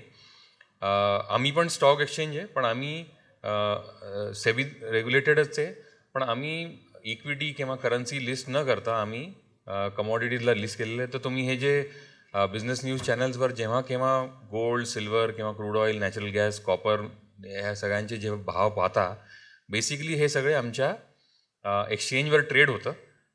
आणि ट्रेड होतं म्हणजे बेसिकली तिकडे प्राईस डिस्कवरी होते आणि त्याचे रेफरन्सेस तुम्हाला पाहायला मिळतात आमच्या वेबसाईटवर, ब्रोकर्सच्या ॲप्सवर, त्याच्या माध्यमाने ते तुमच्यापर्यंत पोचतात. प्रश्न आता असा आहे की ह्या तुमच्या मॅन्युफॅक्चरिंग सेक्टरमध्ये असताना जे आम्ही करतो आहे त्याचं तुमची युटिलिटी कशी काय आहेत, that is what I am going to cover today. मी प्रायमरीली फोकस करतो आहे नॉन फेरस. ना जैन साहेबांनी सांगितलं की इकडे फेरस इंडस्ट्री, कास्टिंग इंडस्ट्री याची बहुतया संख्या आहे, पण जे बेस मेटल्समध्ये, म्हणजे बेस मेटल्स म्हणजे म्हटलं तर कॉपर, ॲल्युमिनियम, लेड, निकल, झिंक ह्याच्यामध्ये प्रोडक्शनमध्ये यूज करणारे किंवा त्याचा ट्रेड करणारे किंवा त्याच्या स्क्रॅपचा यूज करणारे किंवा त्याचे व्हॅलिडेशन करणारे जे पण मॅन्युफॅक्चरिंग सेटअप्स आहे त्यांच्याकरता मला वाटतं की आमचा रोल एक अहम आहे प्राईस डिस्कवरीचा आणि त्याच्यानंतर डिलिव्हरीचा पण त्याच्यामध्ये कसा सहभाग असतो हे मी सांगेन. पण प्रॅक्टिकली स्पीकिंग बेस मेटल सेगमेंटमध्ये आम्ही इन्क्लूड जे केलेलं आहे ते कॉपर, ॲल्युमिनियम, लेड, निकल, झिंक ह्यांचे कॉन्ट्रॅक्ट्स आम्ही लिस्ट केलेले आहेत. ह्यांचे डिटेल्स मी सबसिक्वेंट स्लाईडमध्ये सांगेन. पण प्राईस डिस्कवरीचा पर्पज हा आहे की at any point in time तुम्हाला रॉ मटेरियल कॉस्टिंग करता, फिनिश गुड सेल्स करता, कॉस्टिंग करता, बजेटिंग करता, जेव्हा पण तुम्ही एस्टिमेट करता तर ते गेसवर्क न करता तुम्ही रिअल टाईम प्राईस डिस्कवरीचा रेफरन्स घ्या. Because it will help you to understand globally price काय चालली आहे, त्याच्यानंतर प्रीमियम वगैरे किती चाललं आहे, ते करन्सी कन्व्हर्जन किती आहे, त्याच्यामध्ये ड्युटी फॅक्टर्स किती आहे, ही विविध सगळे कॅल्क्युलेशन किंवा ब्रेकअप्समध्ये एक्सेल शीटमध्ये स्ट्रेस न करता तुम्हाला एक नंबर जो एक्सचेंजवर दिसतो तो सगळ्यांचा सम टोटल होऊन त्याच्यामध्ये फक्त GSTचा भाव नसून तर एक नंबर यूज करून तुम्ही तुमचे कॉस्टिंग, बजेटिंग, प्रॉफिटेबिलिटी किंवा एस्टिमेट करणं किंवा कोट करणं किंवा टेंडरमध्ये पार्टिसिपेट करताना हे सगळं तुमच्या कामी येईल. Utility wise extensive industrial application आहे, युजेज आहे. प्राईस डिस्कवरी किंवा ह्याचा डिमांड सप्लायची प्रॉब्लेम किंवा प्राईस चेंजेस जे होतात त्याचं बेसिक कारण हे असतं की ह्याची अवेलेबिलिटी रिजनल असते. म्हणजे एक भारताचा आपण भाग घेऊ तर जर ॲल्युमिनियमचा सप्लाय हा प्रत्येक प्रदेशात नाही आहे, हे समहाव छत्तीसगड आणि ओडिसामध्ये कॉन्सन्ट्रेटेड आहे. तर तिकडनं बनल्यावर त्याचं व्हॅल्यू ॲडिशन करणारे पूर्ण भारताभरात आहे. तर तिकडनं प्रोडक्शन रिजन स्पेसिफिक होतं आणि कन्झम्पशन ऑल इंडिया स्पेसिफिक होतं. तसंच ग्लोबली मेटल्सचा जे सप्लाय आहे म्हणजे जर परत ॲल्युमिनियमचाच आपण जर रेफरन्स घेतला तर Australia, India, Canada, South Africa हे इकडे बॉक्साईट रिझर्व असल्यामुळे we are big producers of aluminium. पण युटिलिटी ऑफ ॲल्युमिनियम जर तुम्ही पाहिलं तर ते ग्लोबल आहे. म्हणजे युरोपमध्ये जरी बनत नसेल तरी in terms of pistons, in terms of beverage cans, in terms of conductors, in terms of alloy wheels प्रत्येक ह्याच्यामध्ये ॲल्युमिनियमचा युटिलिटी असते. तर खास मी ह्याच्याकरता एक्सप्लेन करतो आहे की युटिलिटी ग्लोबल आहे, सप्लाय इज लोकल आहे. त्याच्यामुळे ह्याचं जे प्राईस डिस्कवरी असतं त्याच्यामध्ये की कुठे करन्सी डेप्रिशिएट होते किंवा इम्पोर्ट एक्सपोर्टचा हे होत आहे, कुठे स्ट्राईक होतात आहे किंवा नॅचरल डिझास्टर्स होतात, त्यांनी सप्लाय चेंजमध्ये जे काही डिस्टर्बन्सेस होतात त्यात प्राईस डिस्कवरीमध्ये चेंजेस होतात आणि त्याच्यामुळे तुमच्या बजेट केल्यामुळे प्रॉफिटेबिलिटीमध्ये तुम्ही जे एस्टिमेट केला त्याच्यामध्ये कमी जास्ती होऊ शकतं. त्याच्याकरता तुम्ही हेज करायला पाहिजे आणि ते हेज करायकरता जी प्रक्रिया आहे ती मी सांगेन.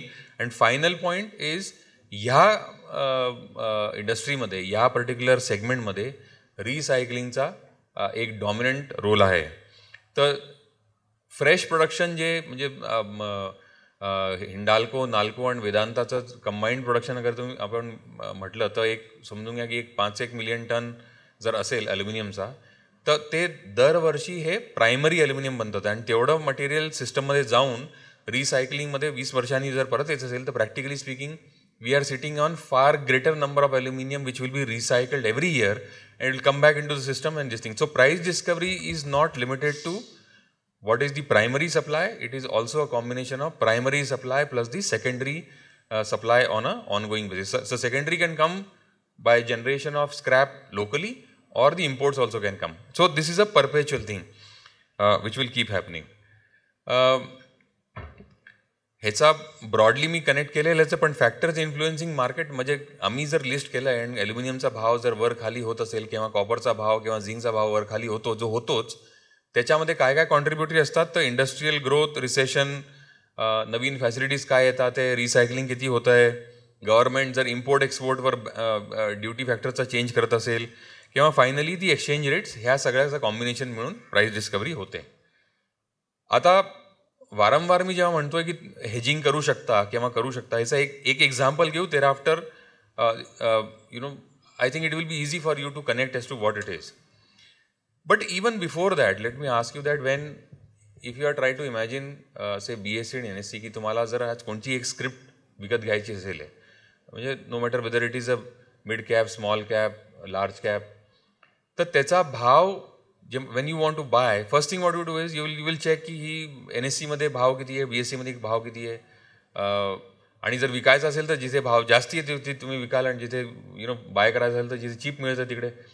So this is a natural process because you are now converging into a common platform to decide which is the best way to execute the transaction. Same way, जर तुम्हाला हेजिंग करायची असेल तर हेजिंग म्हणजे सगळ्यात पहिले तर हे तुम्हाला माहिती असलं पाहिजे की आज ह्या वेळेस भाव काय चालला आहे. तर टिपिकली एक ज्वेलरी शॉपमध्ये गेल्यानंतर आजचे म्हणजे 1990 आणि हा जो रेफरन्स आला तेव्हा आहे ना, there used to be only a single thing, आज का भाव, and end of the story. For the 24 hours, the bhav never used to change. But now you go to any jewelry shop, you will find a ticker board which will keep moving, and every probably a minute or 2 minutes or 5 minutes the price changes.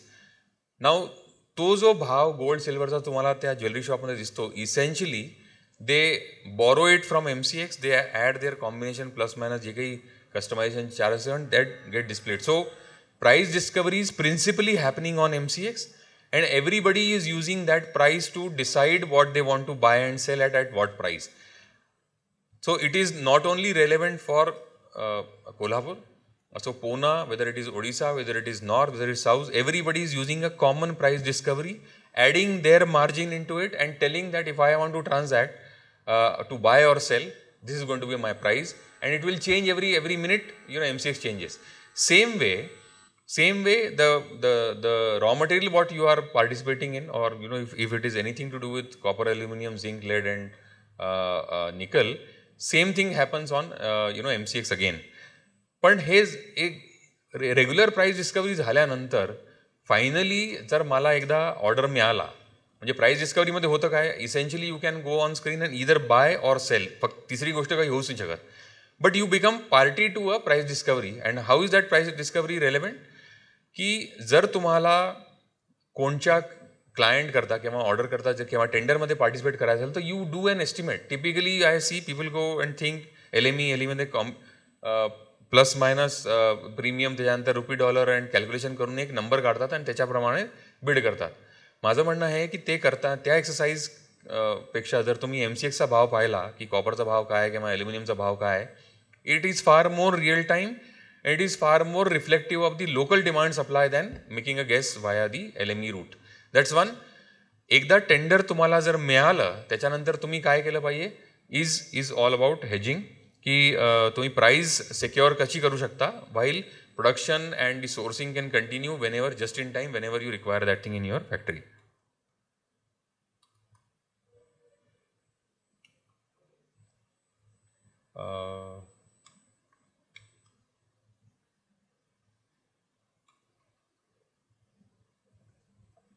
Okay.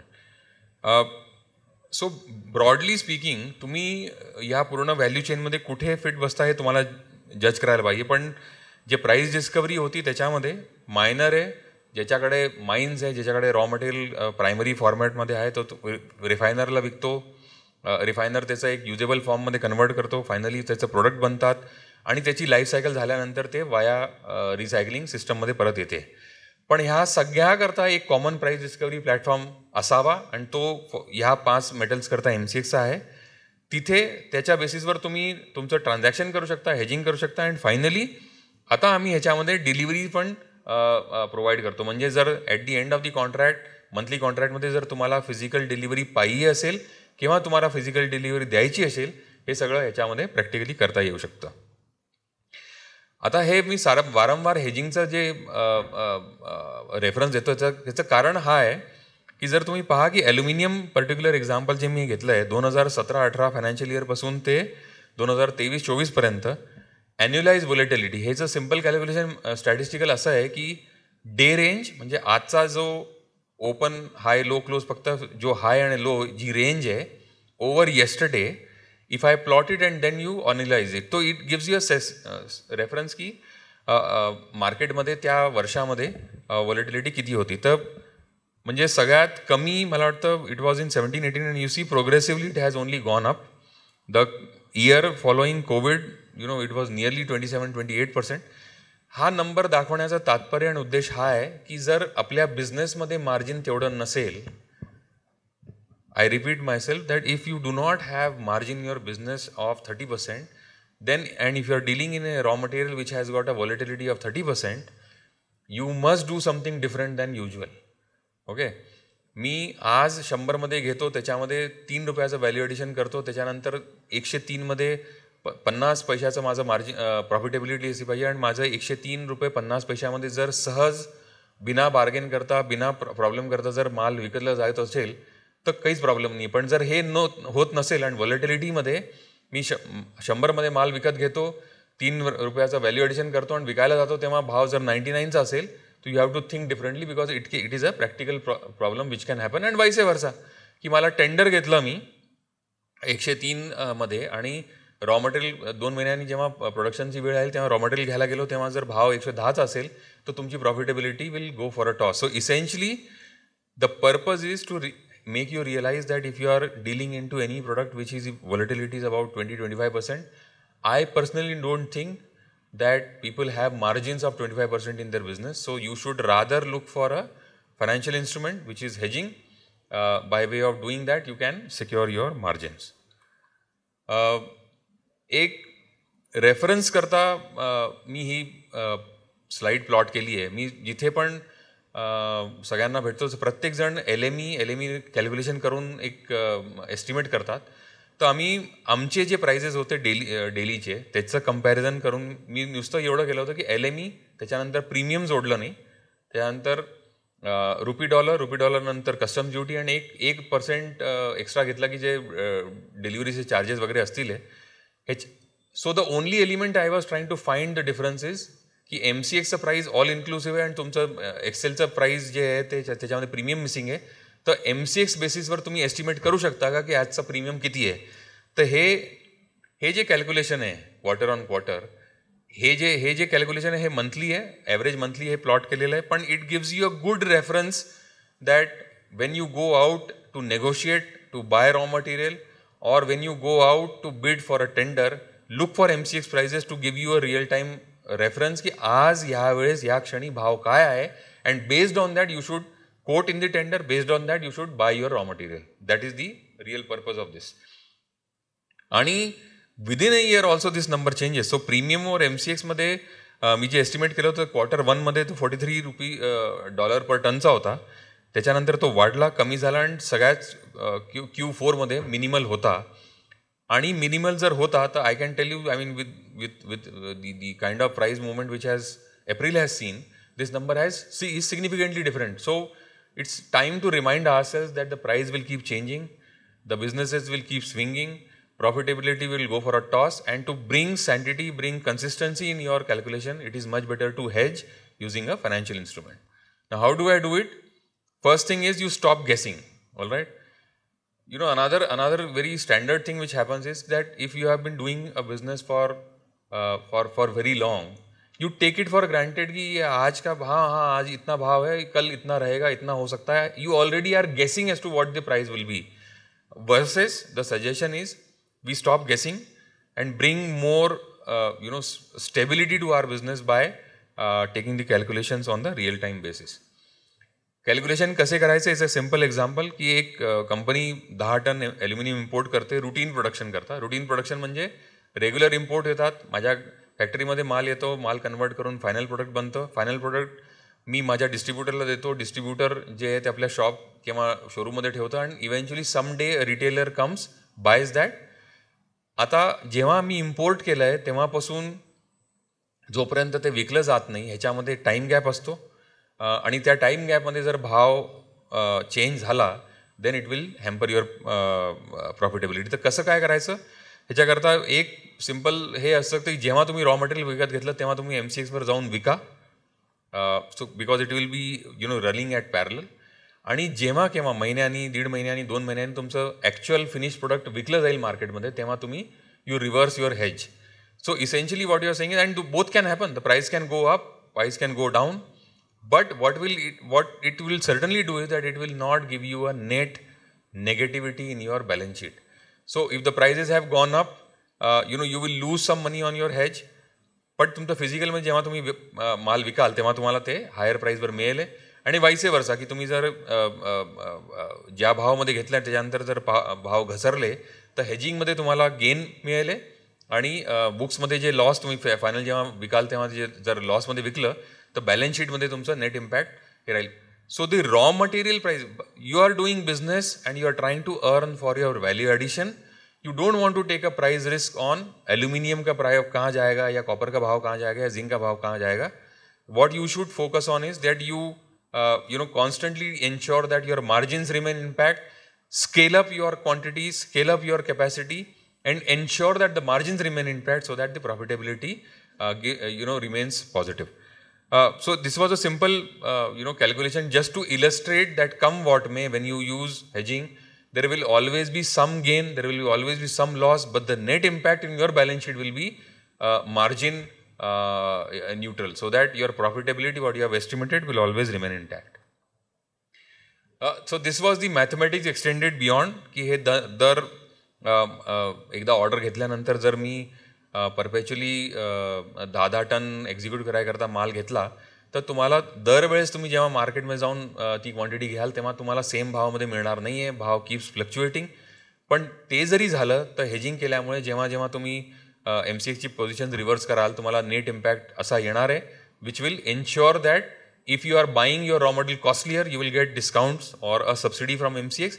If you are buying it cheaper then the difference you will pay to MCX, making it the original budgeted number of raw material will remain intact. दुसरा प्रश्न final हा आहे की ह्याच्यामध्ये तुमचा काय role आहे. तर तुम्ही इम्पोर्टर आहे, तुम्ही एक्सपोर्टर आहे, तुम्ही प्रोड्युसर आहे, तुम्ही ट्रेडर आहे. सब्जेक्टिव्हिटी नाही आहे. Prices are not they will not selectively hit you. When the prices go up they go up for everybody, when the prices go down it go for everybody. So मी importer आहे म्हणून मला hedge करायची गरज नाही आहे, मी processor आहे म्हणून गरज नाही आहे, किंवा हासला भाग नाहीच आहे. If you are in to a value chain and participating in any way you have to be doing hedging so that the margins remain intact.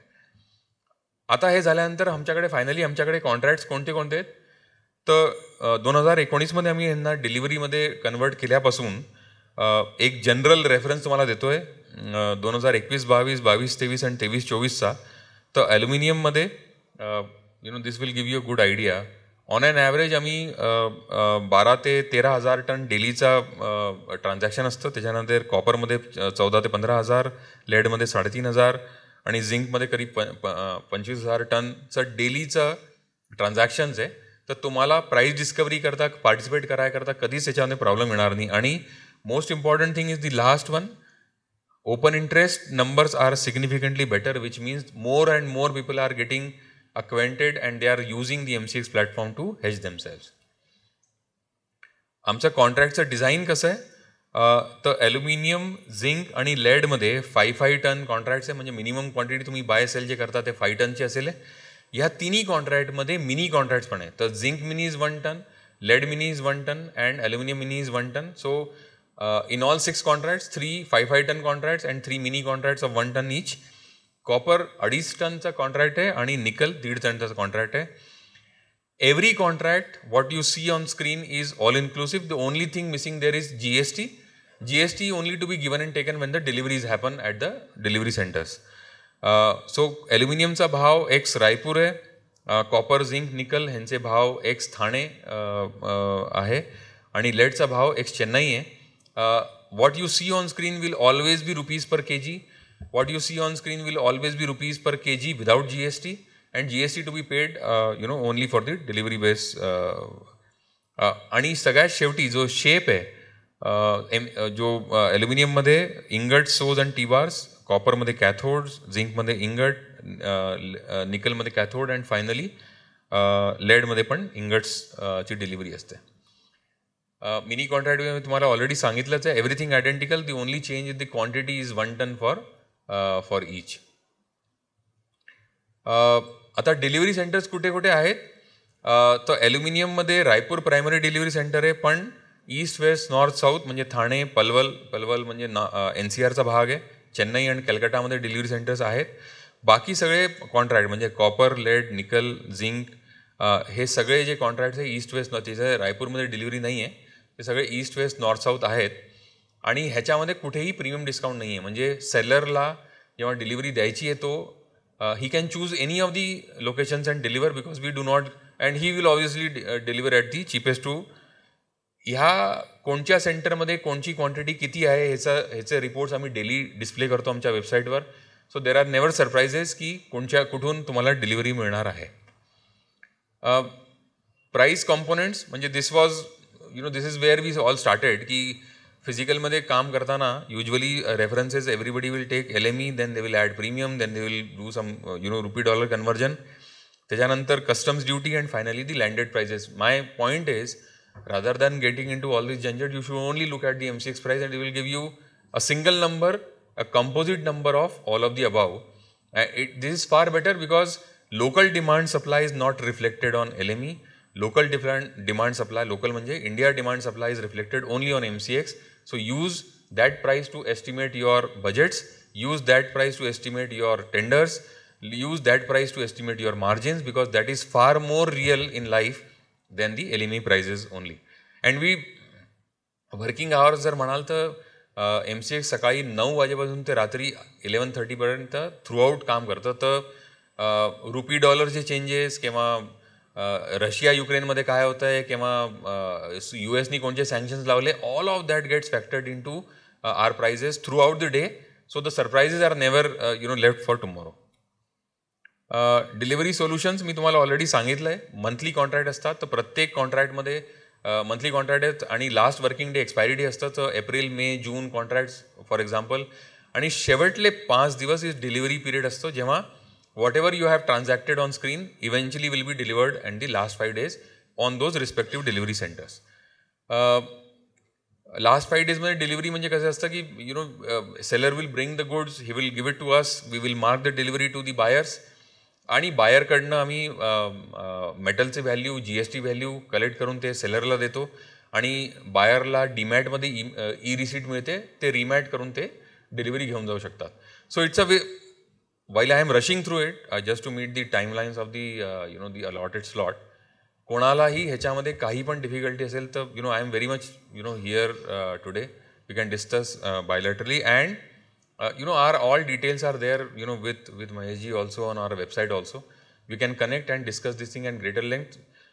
Another thing pandemic has done is it has brought in acceptability of VC. So Zoom and WebEx we can always do rather than keeping the doubts pending for the next physical meet. Finally, what we also say is that there is always a guarantee that you will get metal. So if seller defaults and he doesn't give you the metal, we will ensure that there is enough penal provision, enough penalty we collect from the seller and give it to you to ensure that you go out in the open market and buy at a right price. Summary of what we have listed so that it becomes very clear to you when you are using the MCX prices. Aluminium is primary aluminium with minimum purity 99.7. Ingot, sows and T-bars are deliverable. Copper is A-grade copper. It is in cathodes form. Lead is with minimum purity 99.98, which is used in batteries and recycled and brought into the system in ingots form. Nickel is 99.8% purity, used for electroplating and stainless steel making. And finally for galvanizing, zinc, again in the ingot form. And obviously there are rents. अगर हमारे यहाँ से अगर delivery लेंगे देंगे तो there are rents. It is all sorted and it is discounted in the prices what you transact. But it is important that you are aware. Finally, the important points when you transact on MCX, we are a futures, so you have to deposit margins with us via the same broker. So NSE BSE मध्ये ज्या ब्रोकर्सच्या through तुम्ही काम करता, same brokers also allow you to access MCX. वहाँ all you have to choose is you tick commodity segment and you become eligible to transact on MCX also. Same way, except is कि we start at 9 o'clock along with the in parallel to the stock exchanges, but we work till 11:30 non-stop. So the price discovery and participation and referencing is always constantly available for you to decide and transact. So margin collect करके ही काम होता है. So 9 to 10% is the margin which we minimum charge. That is called initial margin. आणि भावचा difference जो देणं घेणं आहे ते कॉन्स्टंट बेसिसवर असतं, त्याला आम्ही MTM म्हणतो, किंवा डिफरन्शियल देणं घेणं जे आहे ते वाया ब्रोकर कॉन्स्टंट बेसिसवर केलं जातं. Just to illustrate as to what we have done in last 1 year, the settlement through आम्ही जवळजवळ 30,000 tons aluminium, leadचं 10,500 tons, zinc another 30,000 tons, copper 23,000 tons, इसका actual delivery हुआ है via the MCX. आणि since 2019 when we have converted the contracts to be delivery settled, 3,94,000 tons of metal has gone via the system. So all I am trying to say is that while you may think that the concept is new, but in last 5 years we have covered lot of distance. Progress is fantastic. Delivery of multiple metals at multiple locations is a reality. There are a lot of players who are using MCX platform and giving you doorstep delivery based on MCX prices. So accepting, adopting the MCX is going to be a good plus for all the businesses. I encourage people to pay attention and use the MCX prices for your routine business. These are important links. आमच्या वेबसाईटवर गेल्यानंतर तुम्हाला भरपूर information मिळेल. त्याच्यामध्ये काही पण तुम्हाला जर something if you find missing, we are only a call away and we'll explain you everything based on that. We are also, as I mentioned you last couple of slides, that we are regulated by SEBI, and SEBI has a massive campaign going on right now to educate investors, educate participants in the F&O market as to what they should do and what they should not. First and foremost thing is obviously people don't want की त्यांनी म्हटलं होतं की भाव वर जाईल म्हणून मी विकत घेतलं. Don't fall prey to this. If you have an exposure, then transact. Do the hedge. अगर आपको आपका बाय प्राइस लॉक करना है तो you should go and buy. You don't take a view saying कि नहीं मुझे लग रहा है कि भाव नीचे जाने वाला तो मैं बेच देता हूँ. So such things is where SEBI wants you all to be aware and conscious. And SEBI also has a website which gives you far more elaborate explanations on how you should do and what not. But I am very sure that once you get connected to your broker, and all the equity brokers, the Angels and the Motilal Oswals and IIFLs of the world, they are all giving you facilitating access of the MCX also. They are equally equipped to guide you as to what you should do and what you should not. If you are in doubts, we are a call away. Thank you very much. Thanks for your patient listening. काही question जर तुम्हाला असतील तर रेगे साहेब या ठिकाणी available आहेत. एखादा दुसरा क्वेश्चन आपण आत्ता घेऊ शकतो किंवा ड्युरिंग द डिनर टाईममध्ये तुम्ही त्यांना भेटू शकता. Now I will invite mister Pankaj Nandgawe. He is assistant professor department of mechanical engineering, D.Y. Patil College of Engineering and Technology, and he is going to talk about the Industry 4.0 for manufacturing excellence. Over to you, sir. So good evening everyone. मगाशी महेश सरांनी त्यांच्या इंटरॅक्शनमध्ये एक point mention केला होता की the world is going towards the industry 5.0 now. Industry 4.0 ही एक अशी टर्म आहे that we have been listening for last 10 years. It was basically first coined by the government of Germany in the year 2011. Okay. So what is Industry 4.0? माझ्या एक next 15 minutes or so या सेशनमध्ये I'll just be briefing about what is Industry 4.0 and as a manufacturer how we can implement Industry 4.0 in our industries. Okay. So begin with first I'll just go through the industrial revolutions, like what exactly the revolutions have been till now. Industry 0 or the initial stage before the 17th century was basically the handcrafting. Everything was being manufactured by the skill of the labor. Then comes the first industrial revolution. Basically that was in the year of 1784 where the mechanization and basically the machines that were being powered by the water and steam energy. Then a decade later in the 1870s came the electrical energy, and that was introduced in the industries. So we are able to use the electrical power to actuate the motors and the machines that are available in the industries. Again after a decade 1970s च्या time मध्ये then there was the introduction of computers in the manufacturing system की ज्यामध्ये आपलं automation जे आज आपण utilize करतोय, no matter what the robotics is there, automated assembly lines are there, CNC VMC machines are there which are using the computers as an integral part of it. So that revolution was basically Industry 3.0 which started in 1970s. Now we are in the era of Industry 4.0. the Industry 4.0 is basically the integration of all our mechanical systems with the computer systems. Okay, so these are the 4 basic principles on which the Industry 4.0 works. First is the interoperability, which means it is the connection between the devices and the people.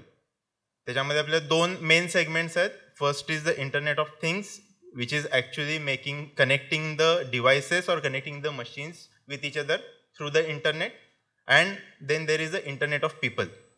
So basically Internet of People means we are connecting the industrialists, we are connecting the employees, and we are connecting all the stakeholders with the devices that are working for us.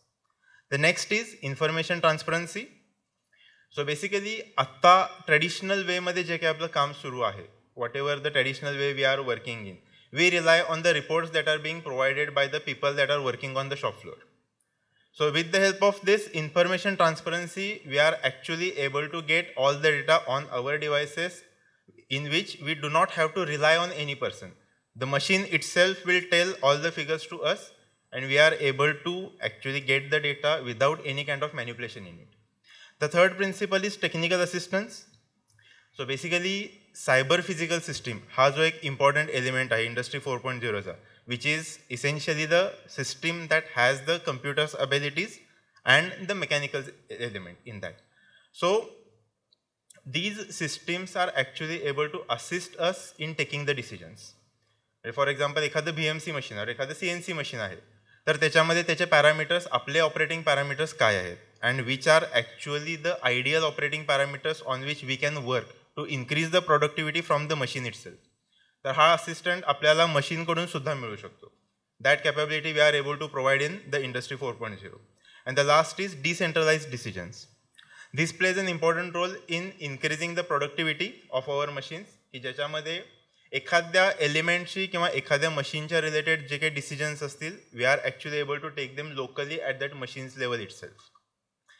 So these are few of the building blocks which are actually building the entire Industry 4.0 system. त्याच्यामध्ये first is the big data and analysis. So Industry 4.0 किंवा digitalization जेव्हा आपण consider करतो, so we are just adding multiple sensors to our machines, and with the help of those sensors we are collecting a lot of data. So that data can be any type. It may be of the operating time, it may be of the operating parameters, it may be of the number of components that that particular machine is producing. It may be the data of an inspection system, like how many components have been accepted, how many is the rejection percentage, what is the reason for the rejection for any particular component. So the data जो generate होतो है, so that data is a huge amount of data. So that data is essentially known as the big data. So that is the first element. Then second element is the augmented reality or is the virtual reality. It is basically the simulation of our physical systems. So before actually investing in the machines or before investing in the physical systems, we can test how that system is going to work in the artificial environment or in the virtual environment, and depending upon that we can go ahead with the decision whether that particular system is suitable to us or not. Then third block is the cloud computing. Cloud computing is basically the storage space. Sensors मधून जो काही data आपण collect करतो, वेगवेगळ्या devices मधून जो data आपण collect करतो, so we have to store that data somewhere. So the clouds are basically the storage space ज्याच्यावरती आपण data store करतो, आणि जे काही डेटा ॲनालिसिसचे पार्ट्स आहेत, जे काही डेटाचे कॅल्क्युलेशनचे पार्ट्स आहेत, that parts will be done on that particular cloud itself. Then internet of things is one of the most important pillars of this particular industry 4.0 scenario. तर इंडस्ट्री 4.0 मध्ये आपण आतापर्यंत जे कम्युनिकेशन करतोय की we have the sensors and we will take the data to a cloud where it will be processed. So ते कम्युनिकेशनचं जे काम आहे that is done through the internet itself. क्लाउडवरती जे काही डिसिजन्स येतील, क्लाउडवरती जो काही ॲनालिसिस आपल्याला मिळणार आहे, so getting those reports at our hand through a mobile device, through a tablet or through a computer website server itself. So that communication is done with the help of internet of things. Then fourth is the autonomous robots. We already have seen the robots. Most of us are already using the robots in our industries. So basically robot, आत्ता जे रोबोट्सचं काम आहे, it is doing whatever we are programming it to do. But in case of the upgraded cyber physical systems or upgraded Industry 4.0 scenario, the robots are taking their own decisions to monitor their parameters and to modify the parameters according to the need of that particular application. Then cyber physical systems, we have already discussed it.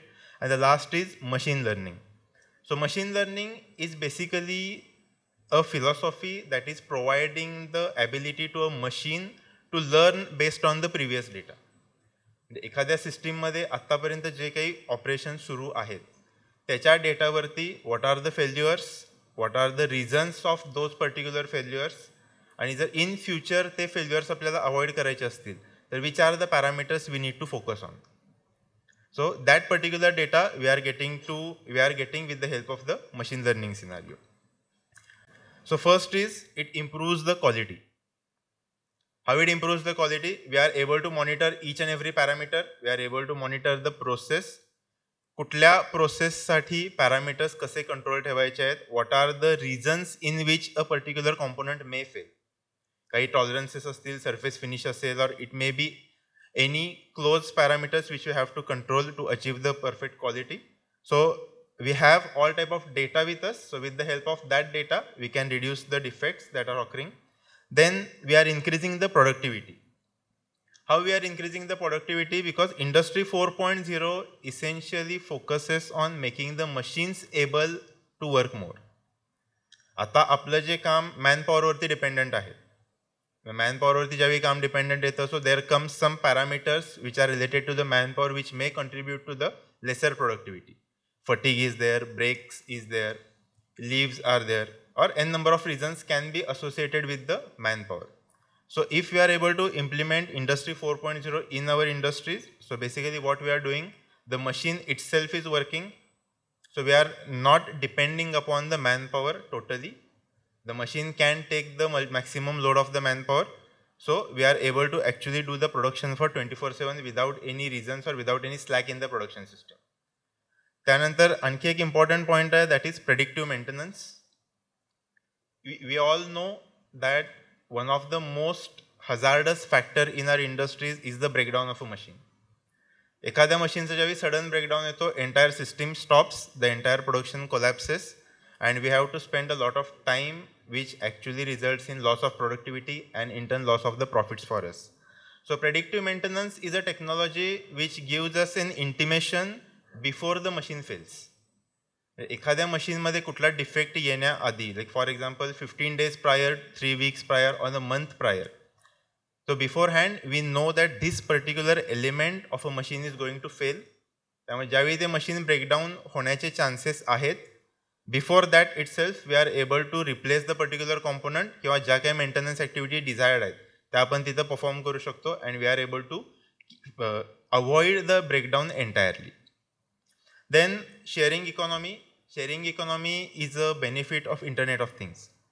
म्हणजे for example आपले 4 production plants आहेत as an industry, or we have multiple plants in the surrounding vicinity.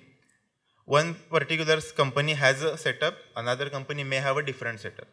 So if we have our systems on the internet platform, if we have some free capacity, आपलं machine 24/7 utilize होत नाही आहे, and we are having some free capacity, so that machine can be utilized for the production of some different company itself or for a different plant of our own group. That is one of the benefits. Then we have the improved decision making. Basically with the help of the sensors we are getting the real time data. आत्ता या current सिनारिओला माझ्या इंडस्ट्रीमध्ये कुठला process सुरू आहे, कुठल्या मशीनचे parameters काय आहेत, ते सगळे पॅरामीटर्स रिअल टाईममध्ये आपल्याला मिळतात. So whatever the fluctuation that is occurring, we can take the decision that in that particular time itself, so we avoid the future problems. Then comes the mass customization. Mass customization is basically related to the customer. Traditional scenario मध्ये the industry is providing a product and we are selling it to the customer. After the customer's feedback, we have to take the new product or we have to again do the development activity to incorporate the customer's feedback. But in case of Industry 4.0, the customer is directly connected to the company. त्यामुळे त्याच्या ज्या काही requirements असतील, so according to the requirements, we can directly customize our product itself. So product मार्केटमध्ये जाणं, त्याच्यानंतर feedback घेऊन आपण ते परत R&D करणं, and then again relaunching the next version of that particular product. याच्यामध्ये जो टाईम लॅप्स आपला होणार आहे, that time lapse is reduced because of this customization. And last is the faster production, because the machines are working at a higher production rate, and basically whatever the supply chain is there, like from the suppliers to our industry, sorry, and from the industry to the customers. So the entire supply chain is available on the digital platform to be controlled by it. So whatever the communication gaps that may be occurring, they will be reduced. And त्याच्यामुळे जे काही delays होणार आहेत, so those delays will be reduced. Okay. So Industry 4.0, now it is being accepted and it is being implemented all over the world. It started in Germany, but now all the European countries, all the American countries are well ahead in the implementation of Industry 4.0. So this is basically the data that we have gathered from American Society of Quality.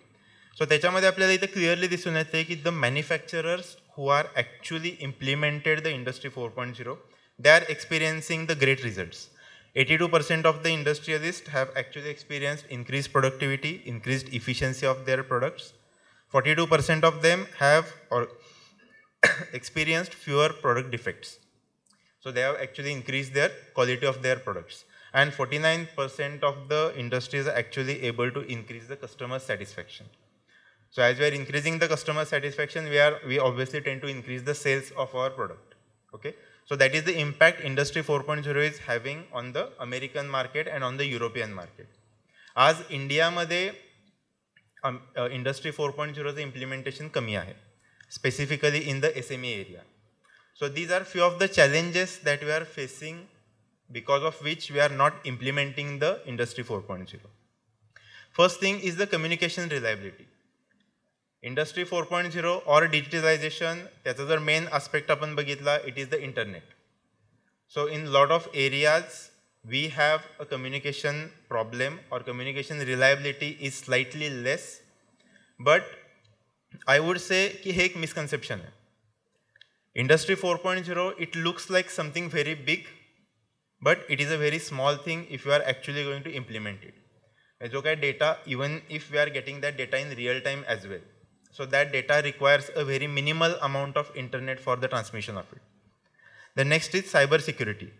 This is one of the major concerns that we have if you are trying to incorporate internet in our system.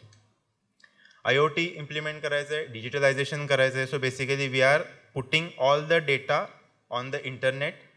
So any hacker, any third party can hack into our servers, can hack into our data, and our parameters may be visible to the particular hackers. It may be exposed to the outside area, which can result in hampering of our own production system and security as well. So currently, various products are there कि जे actually cyber security provide करता है. There are systems who are actually providing the firewalls, who are providing the cloud security, the antivirus is there. So this challenge has been overcome by the various products that are available in the market. Next is maturity of machine intelligence. Machine intelligence is basically how we are making our machines able to think. एखाद्या मशीनशी related जर decision कोणता घ्यायचा असेल तर now we are taking the decisions. We are monitoring all the data, we are doing all the calculations, आणि त्या कॅल्क्युलेशन्सच्या बेसवरती आपण त्या मशीनसाठी डिसिजन्स घेतोय. But with the help of Industry 4.0, we will be able to overcome that, and the machine will take the decision for themselves. Okay. Then last is handling big data. मगाशी मी सांगितलं we are creating huge amount of data. So for that particular data, we will need a cloud space. Cloud storage we will have to purchase. We will have to spend some cost for maintaining the cloud purchase. So that is one of the challenges that we are facing. These are the technological challenges. But now, if we see through our own industries, we are facing maximum the social challenges. Social challenges is whenever if you are trying to integrate some sensor on the machine, या मशीनचा सगळा data जर आपल्याला monitor करायचा आहे, so whoever that operator on that machine will be, or whoever the supervisor who is actually supervising the machine, so he will be reluctant to change. कारण आज एक एम्प्लॉईज मध्ये किंवा ओव्हरऑल आपल्या एरियामध्ये in manufacturing sector basically we have a misconception that if we are integrating sensors in the industries, so basically the owner is trying to monitor us. That is the misconception in the staff. That is the problem that many industries have been facing right now. So that can be overcome by creating the awareness and basically improving the skills of those particular employees. Next, as an SME, how we can implement the Industry 4.0 in our industries. Okay, Industry 4.0, if you are considering the entire scenario, yes, it will require huge cost, but it can be implemented in stages. First is the data monitoring, की ज्याच्यामध्ये आपल्याकडे जे machines available आहेत, जे काय production आपण करतोय, जे डेली रिपोर्ट्स आपण कन्सिडर करतोय फ्रॉम आवर ओन प्रिमायसेस, तर ते रिपोर्ट्स आपण मॉनिटर करू शकतो. Instead of relying on the operators, त्यांचा जो काय मॅन्युअल फिलअप केलेला रिपोर्ट आहे, जे पॅरामीटर्स ते सेट करतायत, so instead of relying on them we can get the data directly from the machines, which will be untampered and which will give us the real-time scenario of that particular system. That is the first stage, like data monitoring, where we can monitor the production report, inspection report, the capacity that we have, and basically effectiveness of each and every equipment that we are operating. Then next, second stage is data analysis. Once we have gathered the data, त्या डेटावरती काही analysis आपण करू शकतो, which will give us the capacity analysis for ourselves. Like future products आपल्याकडे कुठले येणार आहेत, त्याच्यासाठी माझी एक्झिस्टिंग कपॅसिटी सफिशियंट आहे की नाही, किंवा जे प्रोडक्ट्स आत्ता मी मॅन्युफॅक्चर करतोय इन माय ओन इंडस्ट्री, त्याच्यामध्ये जे माझ्या युटिलायझेशन आत्ता मशीन्सचं होतं आहे, whether it is sufficient or I can speed up the process and do it in the lesser time. So this kind of analysis we can do. And last is the performance prediction. Basically it is the most advance stage of industry 4.0, where we are actually predicting how our machines R going to perform. So these are the three stages in which we can actually implement. So,